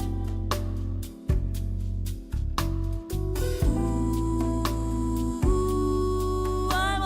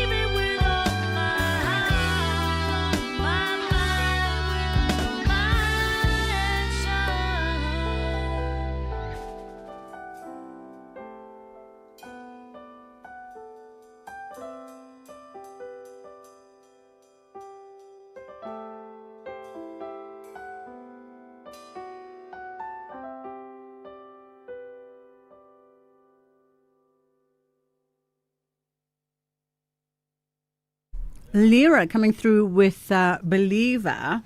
And we share a star sign. We're both Pisces. I can't remember when's her birthday, but it comes now, this week, I think. And then her mom as well. Her late mom was also a Piscean. And her mom passed away about a year ago now, 14th March. Her mom passed away about a year ago now, and she's decided to do something special for friends and family come next weekend. I can't tell you where it's going to be, but it's a hot new live venue. And no doubt it's going to be a wonderful celebration of her mom's zest for life. That takes us to just a few minutes before 2:15 on the Full Circle with myself, Bridget Masinga. We're going to hit a quick pause, and then we come back on the other side, and we get into this opinion piece looking at training for an industry that does not wait, and it's constantly evolving. Mzansi, let's talk for a moment. 1 in 3 women in South Africa will experience violence in her lifetime. How can that be true? That could be your sister, your friend, your neighbor. All of us can change that. GBVF doesn't start in courtrooms, but in conversations we ignore, jokes we laugh at, silence we keep. This International Women's Month, let's all give to gain. Give respect, courage, and action. We gain safer relationships, caring families, and a country where women and girls can live without fear. Brought to you by the GBVF Response Fund. Proudly supported by the SABC. When music meets nature, something unforgettable happens. Symphony by the Water, a world-class live music experience set against the breathtaking beauty of Midmar Dam, featuring the KZN Philharmonic Orchestra, Spogazi,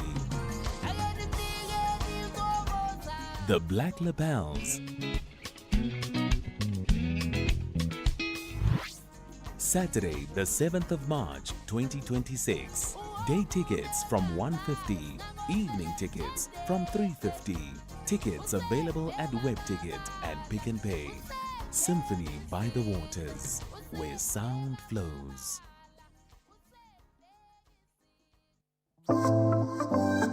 Wherever you are in the world, SAFM 104 to 107 is accessible. We're also streaming live on Facebook, X, and YouTube at SAFM Radio. We acknowledge and appreciate everyone tuning in and watching our streams. Stay with SAFM 104 to 107 as we bring you Commission Live, breaking stories, and thought-provoking lectures. SAFM, leading the conversations that move us. Let me remind you that we are in partnership with Symphony by the Water. It's taking place on the 7th of March at Midmar Dam. And we're giving away 15 double tickets to see this incredible lineup of South African artists that are supported by the KZN Philharmonic Orchestra. And to win tickets, all you have to do is send us a WhatsApp voice note to 061-410-4107 and tell us which artists are going to be performing on the day. And you might want to serenade us with a line from one of your favorite songs by the artist. And remember that winners must be based in KZN and be able to travel to a Midmar Dam on your own. And T's and C's, as always, apply.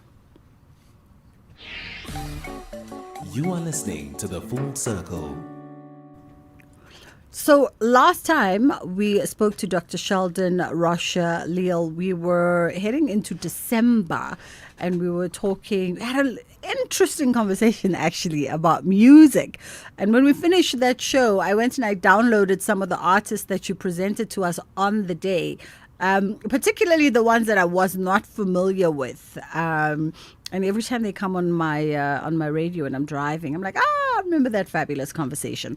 And today we are going to be talking around training for an industry that does not wait and it's constantly evolving.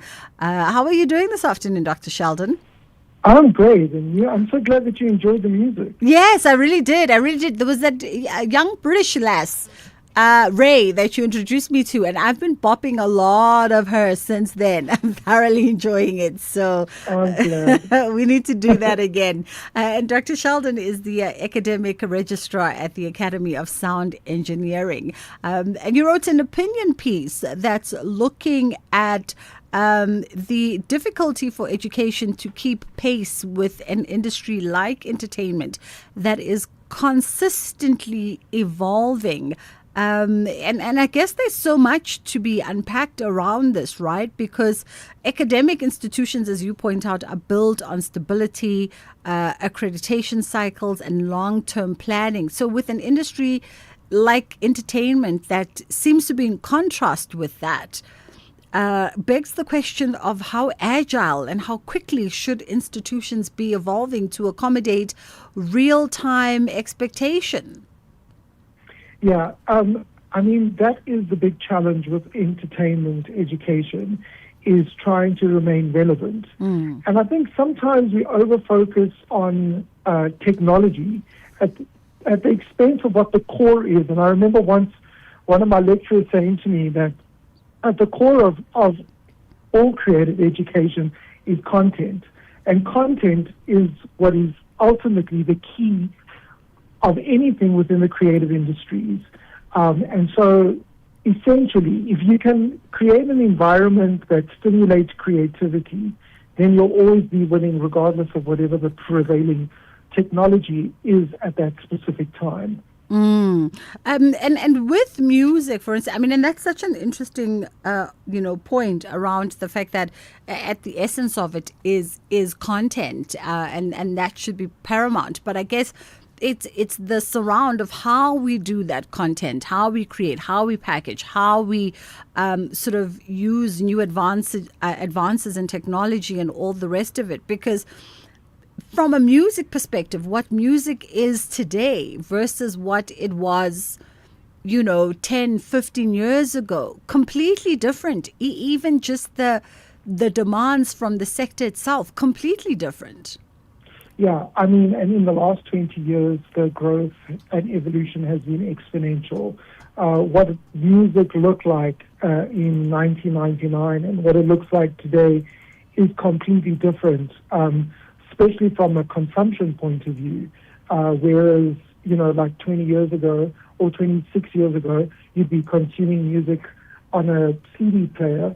Now you're streaming it. You're not even downloading it. You're streaming it. Downloading was like the interim transition into into where we are today. But this is a battle that music specifically has been fighting with since the dawn of the rock era in 1955, which was a move away from essentially quite a mechanical reproduction of music towards a more electronic projection of music through amplification in the 1950s, and as it evolved into effects in the 1960s, and then into multi-track recording in the 1970s, and so on and so forth.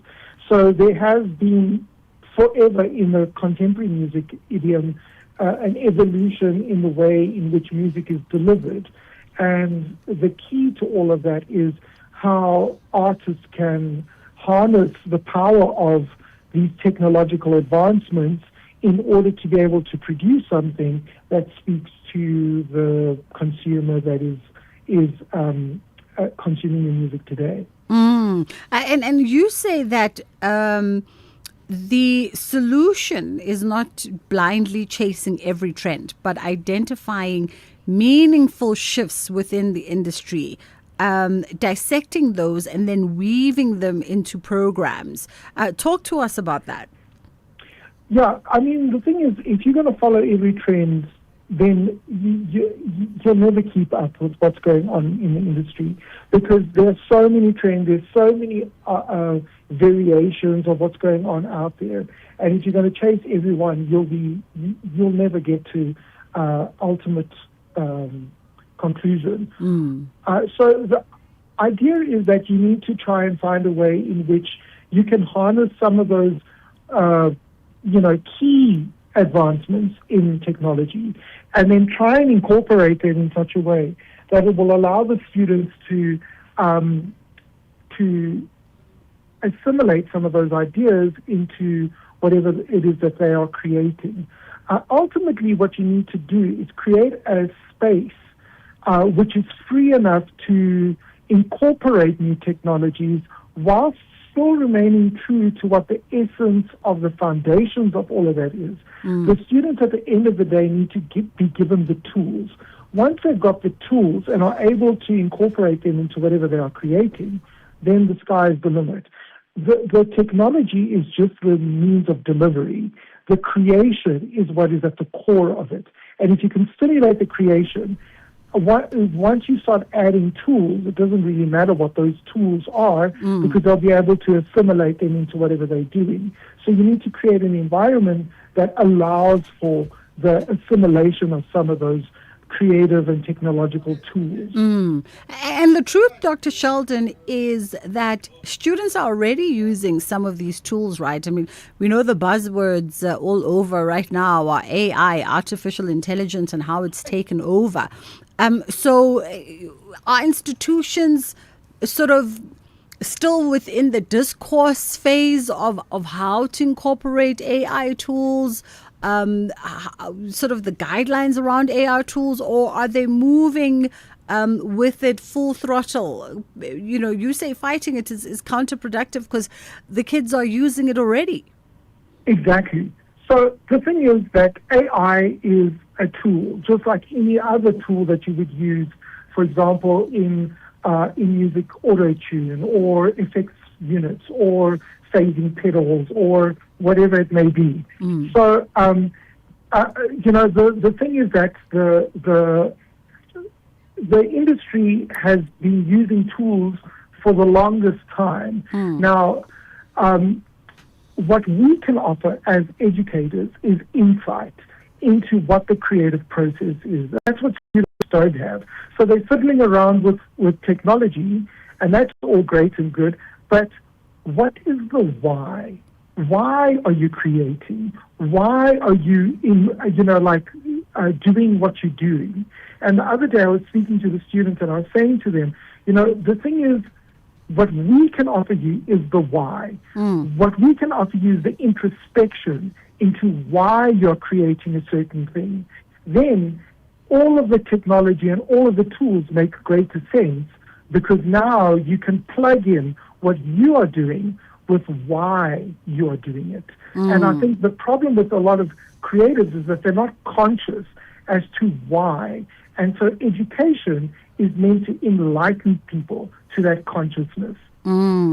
It's interesting, you know, when you talk about the fact that the tools in various forms have always been there. It's around the concept of incorporation that speaks to the why.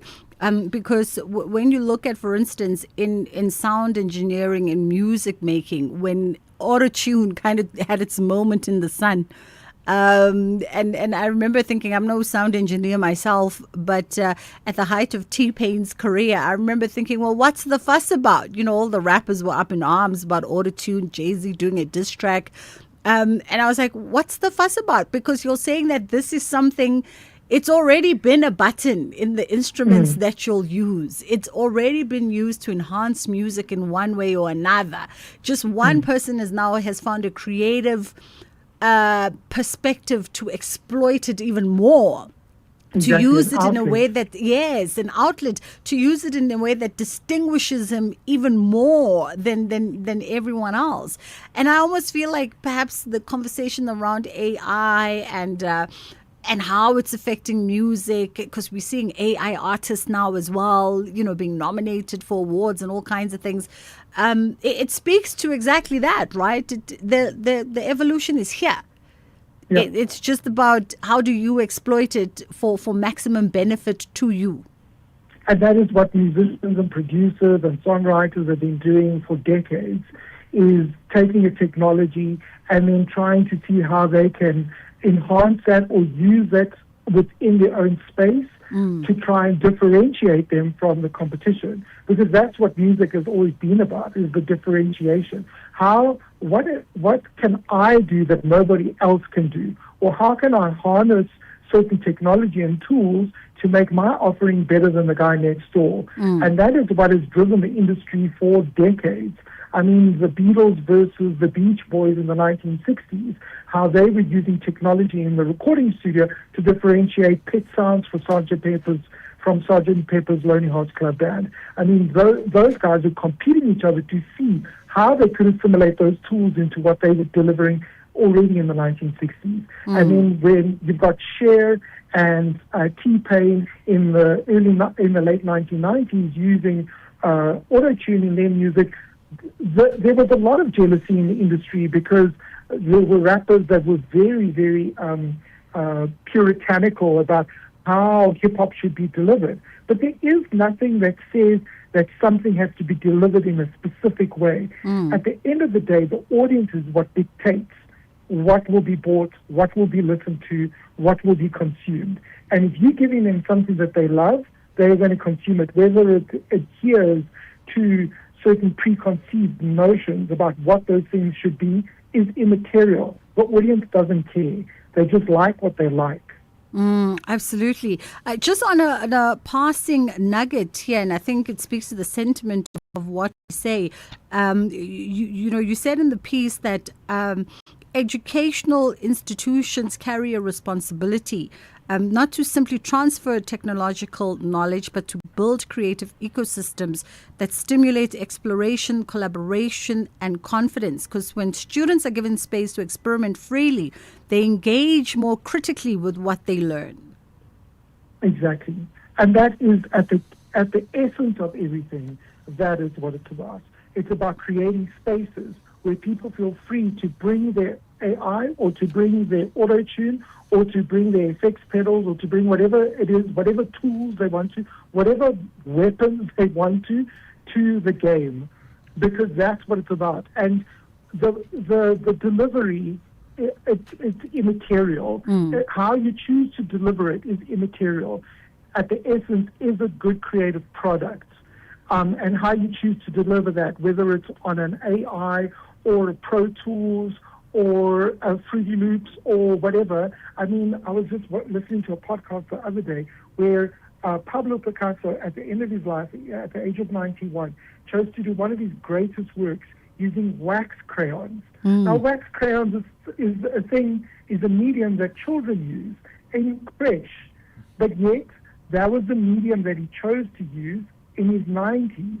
Crayons, which is such a simple tool, but yet it was effective. So what tool you use is just the method of delivery, but what is at the crux of it is the content in good. That's what's key. Dr. Sheldon Rochelle, thank you so much for the time and the insights as per usual. Academic Registrar at the Academy of Sound Engineering, 2:30. It's time for the headline news, and then that will take us straight into our kids programming. Thank you, Bridget. On the news headlines, motorists can expect to pay more at the fuel pump this month as prices are set to increase from Wednesday amid rising geopolitical tensions in the Middle East. The chairperson of Parliament's ad hoc committee, Soviet Lekhanyane National Assembly Speaker Togo Didiza, are expected to sign the envisaged summons to be issued to private investigator Paul O'Sullivan, and the Iranian embassy in South Africa says Tehran will continue to be the staunch advocate of diplomacy following joint military attacks from the US and Israel, which also killed Supreme Leader Ali Khamenei. A full update follows at the top of the hour. This program is brought to you by SABC Education, enriching minds, enriching lives.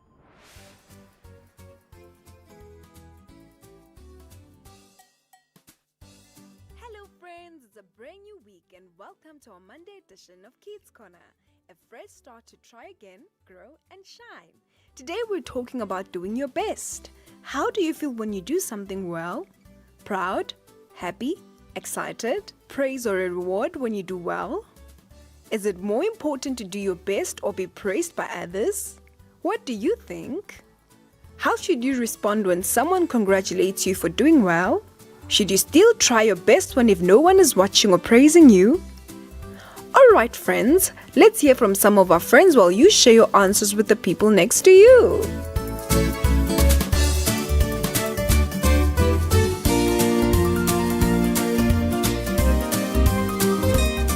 Hello everyone, my name is Matimba Kosi. I'm 6 years old. I go to Japanese Christian Academy School. I always feel happy when I do something really well. I do expect praise when I do really well. Praise keeps me motivated. It's more important to do your best always, whether you get praised or not, because you do the best for yourself but not for people. It's good to say thank you when someone praises you, but don't rely on it to do your best. Because sometimes people will not realize what you have done and praise you. Hi, my name is Sandra PK. I'm 11 years old and I go to Nova Pioneer Webster. When I do really well in something, I feel proud of myself and I say to myself, I can do this again. Yes, I do accept praise or reward when I do something well, because when I get something like that, it encourages me to do what I did now better.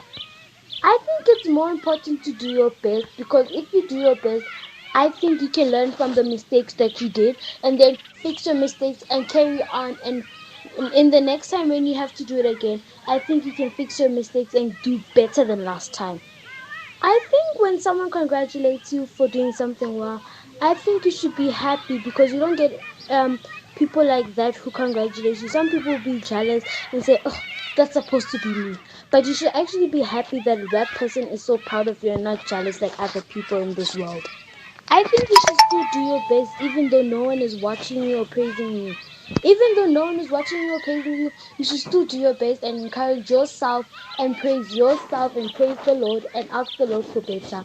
Even though no one is watching you, because if you praise yourself and ask the Lord for better, you will do much better than last time. Thank you. Bye. Good day, my name is Monet Angel Mangagera. How I feel when I do something really well is that I feel proud of myself, accomplished, and happy. When I do something well, I expect a reward because it makes me feel motivated when people recognize my hard work, but also it's also natural doing something well because you want to improve or because it's the right thing to do. It is more important to do your best than being praised, because when you focus on doing your best, you're more likely to learn, grow, and feel satisfied even if no one notices. But praise is also nice, but then it's not the only motivator. So, what I do think is that I think doing your best is key, as it builds character, skills, and confidence. Plus, when you're proud of what you've done, it also shows. How should you respond when someone congratulates you for doing well is that you can just say thank you, because it also goes a long way, or you can say thanks as it's something that you've worked hard on, or you could just say thanks, I appreciate your support. So you should still try your best even if no one is watching you, because it shows integrity and self-discipline.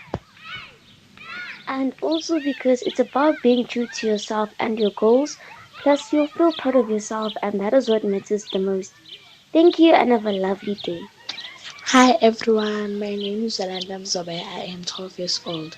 I feel very happy and excited when I do something really well. No, I don't expect praise or a reward when I do something well, because I'm doing it for myself, not for other people.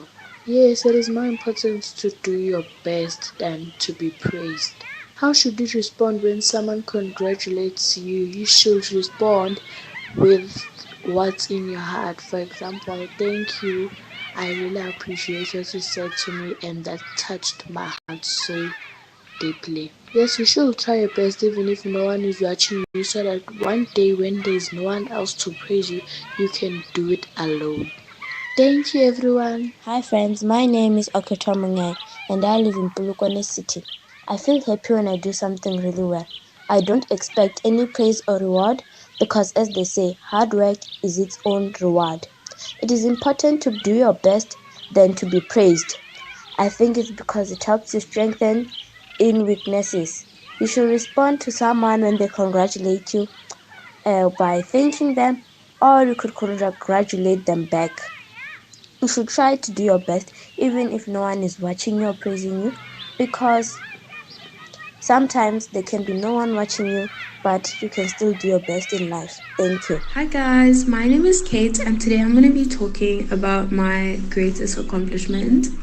And it's something that I'm proud of personally. I mean, I have done other things that are like bigger, but I think my favorite thing that I've done is I was like in a musical last year and I was like one of the main characters. It was Frozen, I was Anna, and I think I'm like really proud of that because I put in a lot of dedication and hard work into like the whole production, so it was really fun for me. I feel like the joy that I felt once I was doing it and when it was done and I knew that like I did this, that wow, I really did that, then like all the hard work and all the hours that we spent doing it, like it was definitely worth it. Along the way, I had my family and friends supporting me and like telling me like you can do this, and even though like some of the times are like so stressful and all of that, I knew I could do it because I had people supporting me and there for me like all the time.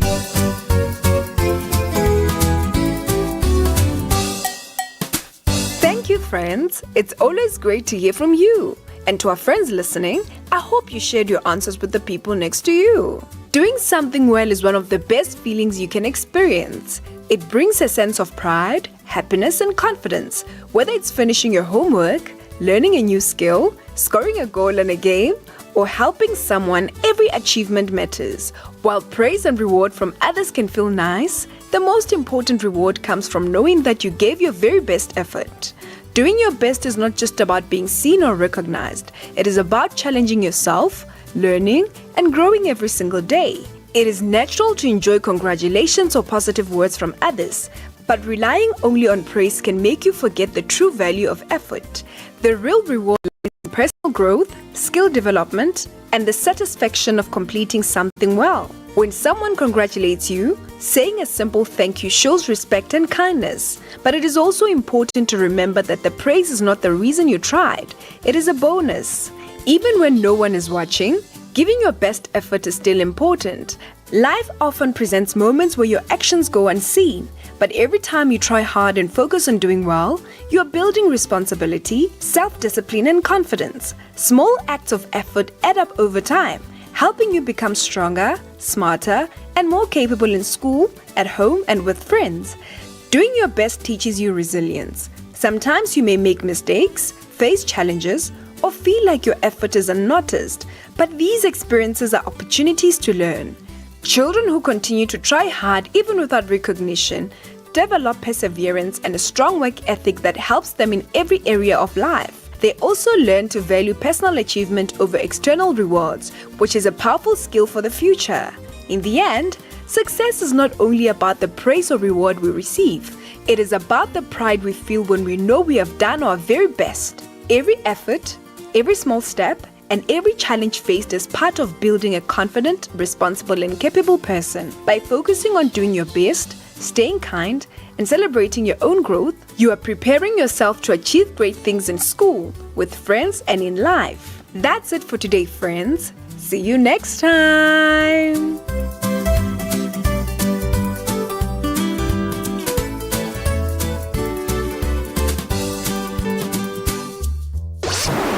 This program was brought to you by SABC Education.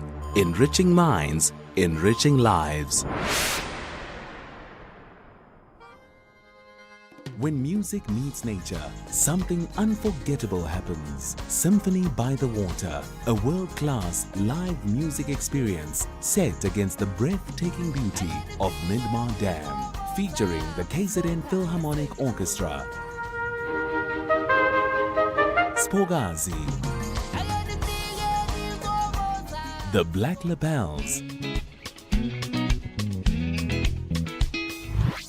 Saturday, the 7th of March, 2026. Day tickets from 150, evening tickets from 350. Tickets available at WebTicket and Pick n Pay. Symphony by the Waters, where sound flows.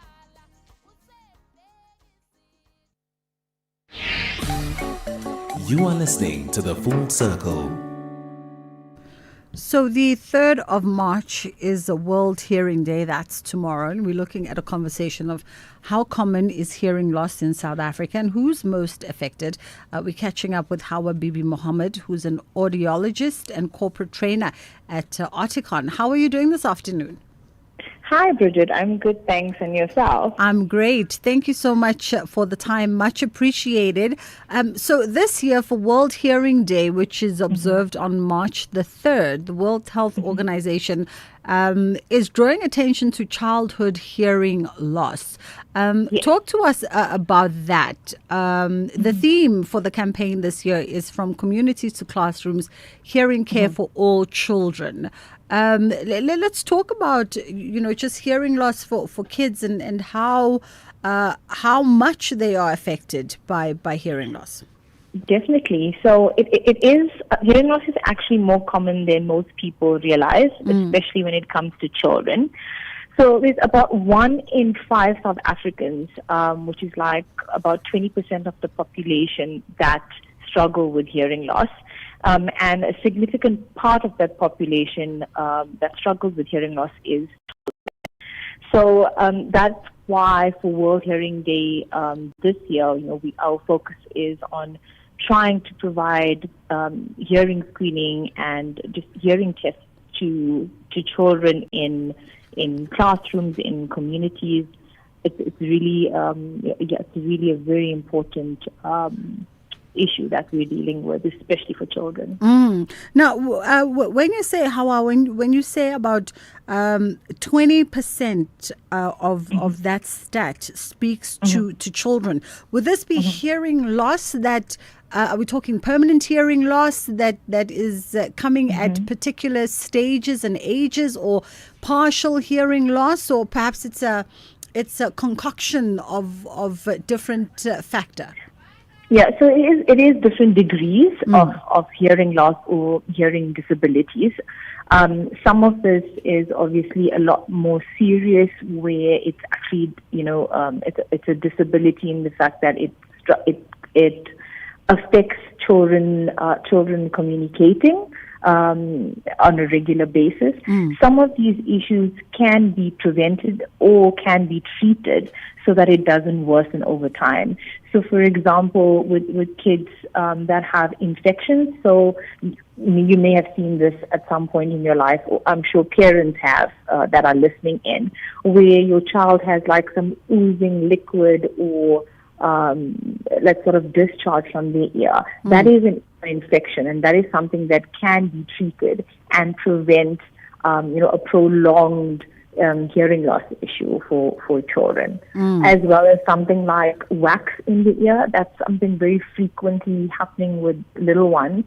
So impacted wax, or a lot of wax in the ear, that can be removed as well. So those are, certain things that can be treated. Obviously, hearing loss comes in, as you just mentioned, in varying degrees and for different reasons. Sometimes, unfortunately, our children are born with hearing loss, but it can be treated with hearing aids or other, assistive devices. And how important is early intervention? How critical is early intervention when your child has been affected by some kind of whatever it may be that is affecting their hearing? So hearing actually plays a central role in speech, language, and learning, as well as social development for our kids. Because, as we growing up, we fill our language or our sentence structures are based on what we listen to, right? We listen in the classroom, we listen to our parents, and that's how we build our vocabulary. And if our children are not receiving the full sound of life, you can say, they aren't able to structure proper sentences together, and that means their speech is obviously affected, their language is affected because they can't make sense of the words. And because of this, it really does affect the schooling outcome, and that is long-term, so long-term academic as well as the social outcomes with that. And later on, in your life, it can also lead to issues with employment, being able to, find a job. So it's really important that we focus on that for speech and language development especially. As we're having this conversation, I'm just thinking back, and I'm just wondering, because this year the focus is on children, is the newborn hearing test mandatory even within government institutions? And I asked this because I had a baby like almost 9 months ago. And thank you. And I remember, in the hecticness of everything that happens when you have a baby, all those checks and everything else, them saying she must have a hearing test. We'll be back tomorrow for a hearing test before we discharge you. And that didn't happen, and I didn't catch it, but her pediatrician caught it like 3 weeks later, that the test had not happened. It got lost in the long weekend, back and forth. In that moment, before we had the test done, those few days when I was away, I was so anxious as a new parent, because I thought, well, what happens if you miss this gap of knowing whether or not the baby passes its hearing test? Everything's fine in my case, but I wonder, is it mandatory across public institutions as well? Because not everyone has the benefit of giving birth at a private institution, where even in my case, accidents do happen on a long weekend where things fall in the cracks, but then they get fixed a day or two later. So it is something that is part of you can say the regulations when it comes to healthcare. So every newborn needs to be tested for their hearing at the earliest in 3 days. So at 3 days. And that's something that I know, in government institutions and or hospitals, it's not always frequently done because we don't have access or they don't have access to the facilities. But it is something that is mandatory and should be done within 3 days of your baby being born, so we can ensure that everything is clear. And then after, you should also be doing another screening within 6 months, and then after that, every year until your child is 5. Oh. Yes, because anything can happen between, your child being born and within those 5 years. And those 5 years are really critical for language development for your child. So it is something that, according to the regulations, the healthcare regulations, that should be mandatory. But unfortunately, in some hospitals, they don't have the availability of these things. But yes, it's something that should be done within 3 days of birth. Well, listen, hopefully this conversation, we've now enlightened parents out there that they should really try and get that done and figure out those resources. What happens, for instance, to a person or a child that has some kind of noise-induced hearing? Because we also find we live in a very noisy world. Of course. We live in a very noisy world, and at times even we're not aware of those noise decibels because it almost seems normal. You come to radio and you put on headphones, and the boys tend to put the headphones on full blast all the time. A lot of them are suffering from some kind of hearing issues now. But what do we do around that? Like our everyday habits that expose us to these high concentrations of hearing, of noise levels that could ultimately affect our hearing or create hearing difficulties. I think with that, especially when it comes to children or young adults, it's really up to the parents and the caregivers to monitor this, because unfortunately, when we have headphones and things, you can't really tell if they're making it too loud.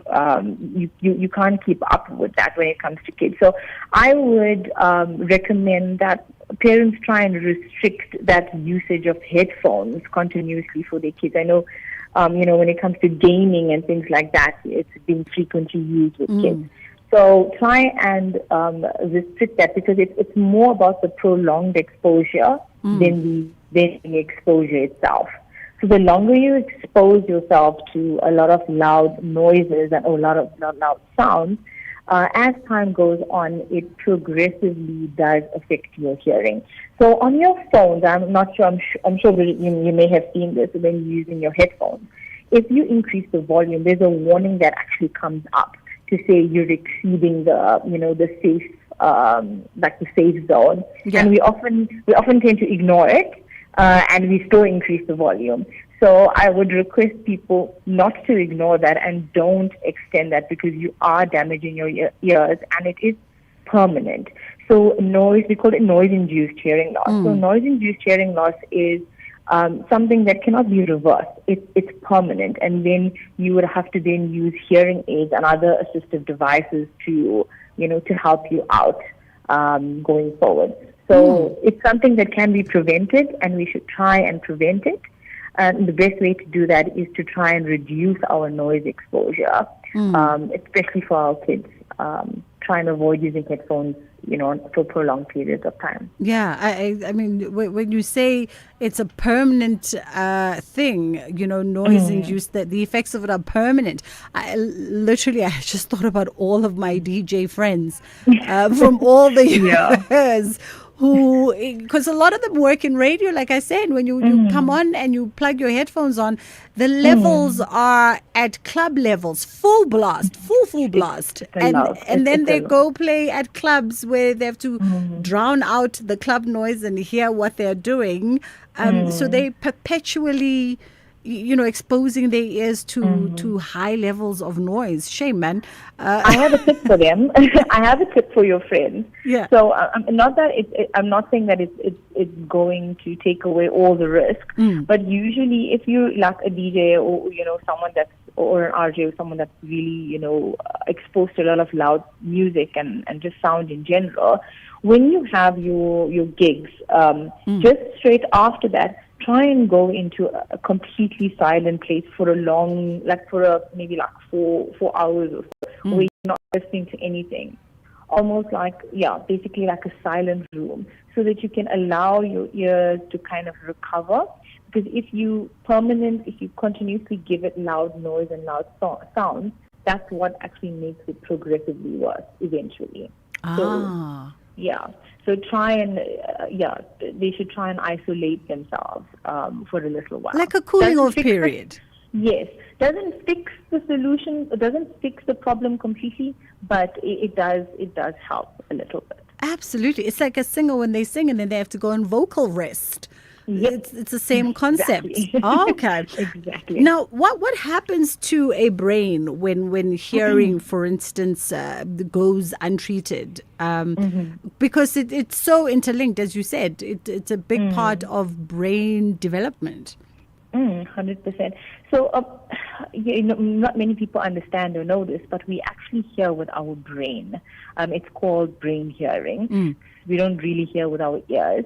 So when the brain doesn't receive enough stimulation or enough sound, it actually starts to forget how to process certain sounds.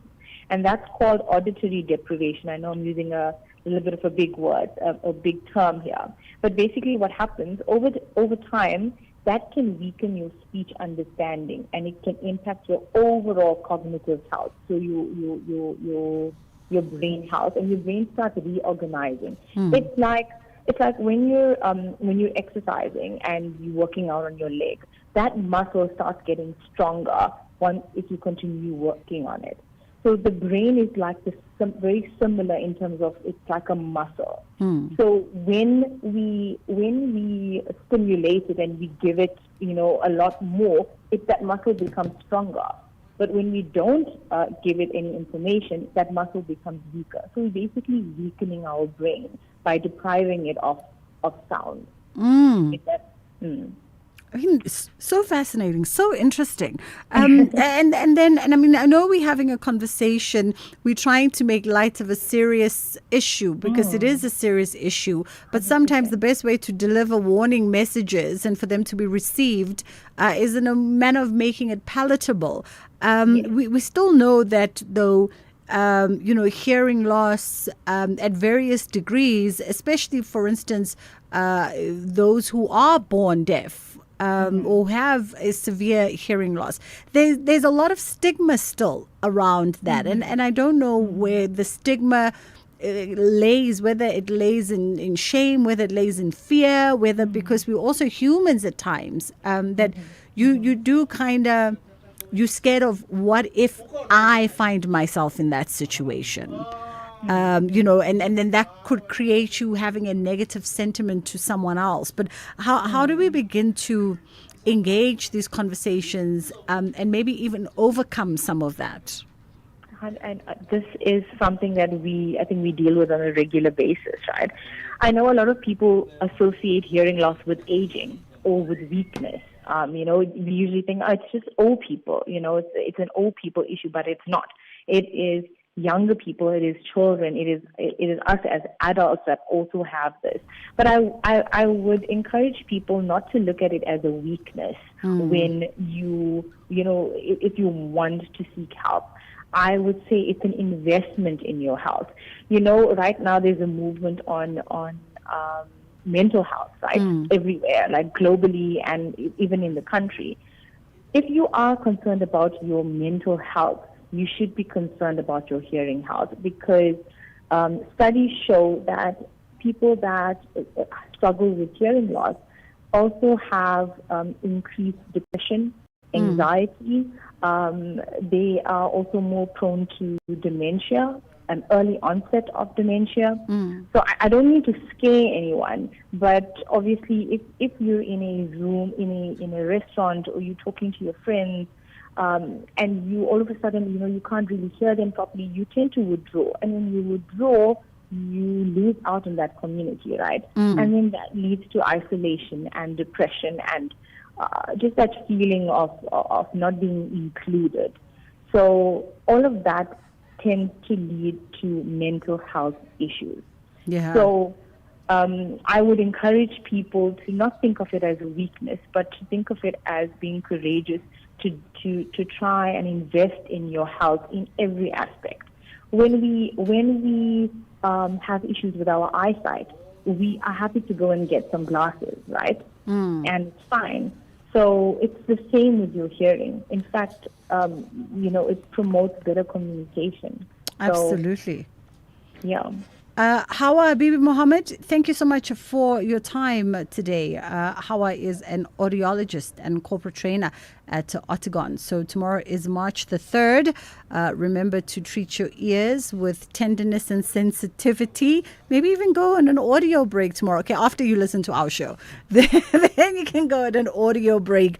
And if you have a little one and you're not sure if you've done that hearing test or if it was done, because so much happens, especially if you have a newborn, just double check with your pediatrician, and they are able to double check with the hospital and the ward sisters to ensure that it was done. And if it was not done, there's plenty of places where you can go and have it done. I don't think it's a very expensive test. I think it's an inexpensive test, but it's also, I think it's just done as part of your pediatric checklist when a baby is born. In any case, all medical aids, I think, cover it. That's where we leave it for today. Ashraf is coming through on the National Pulse. Ciao.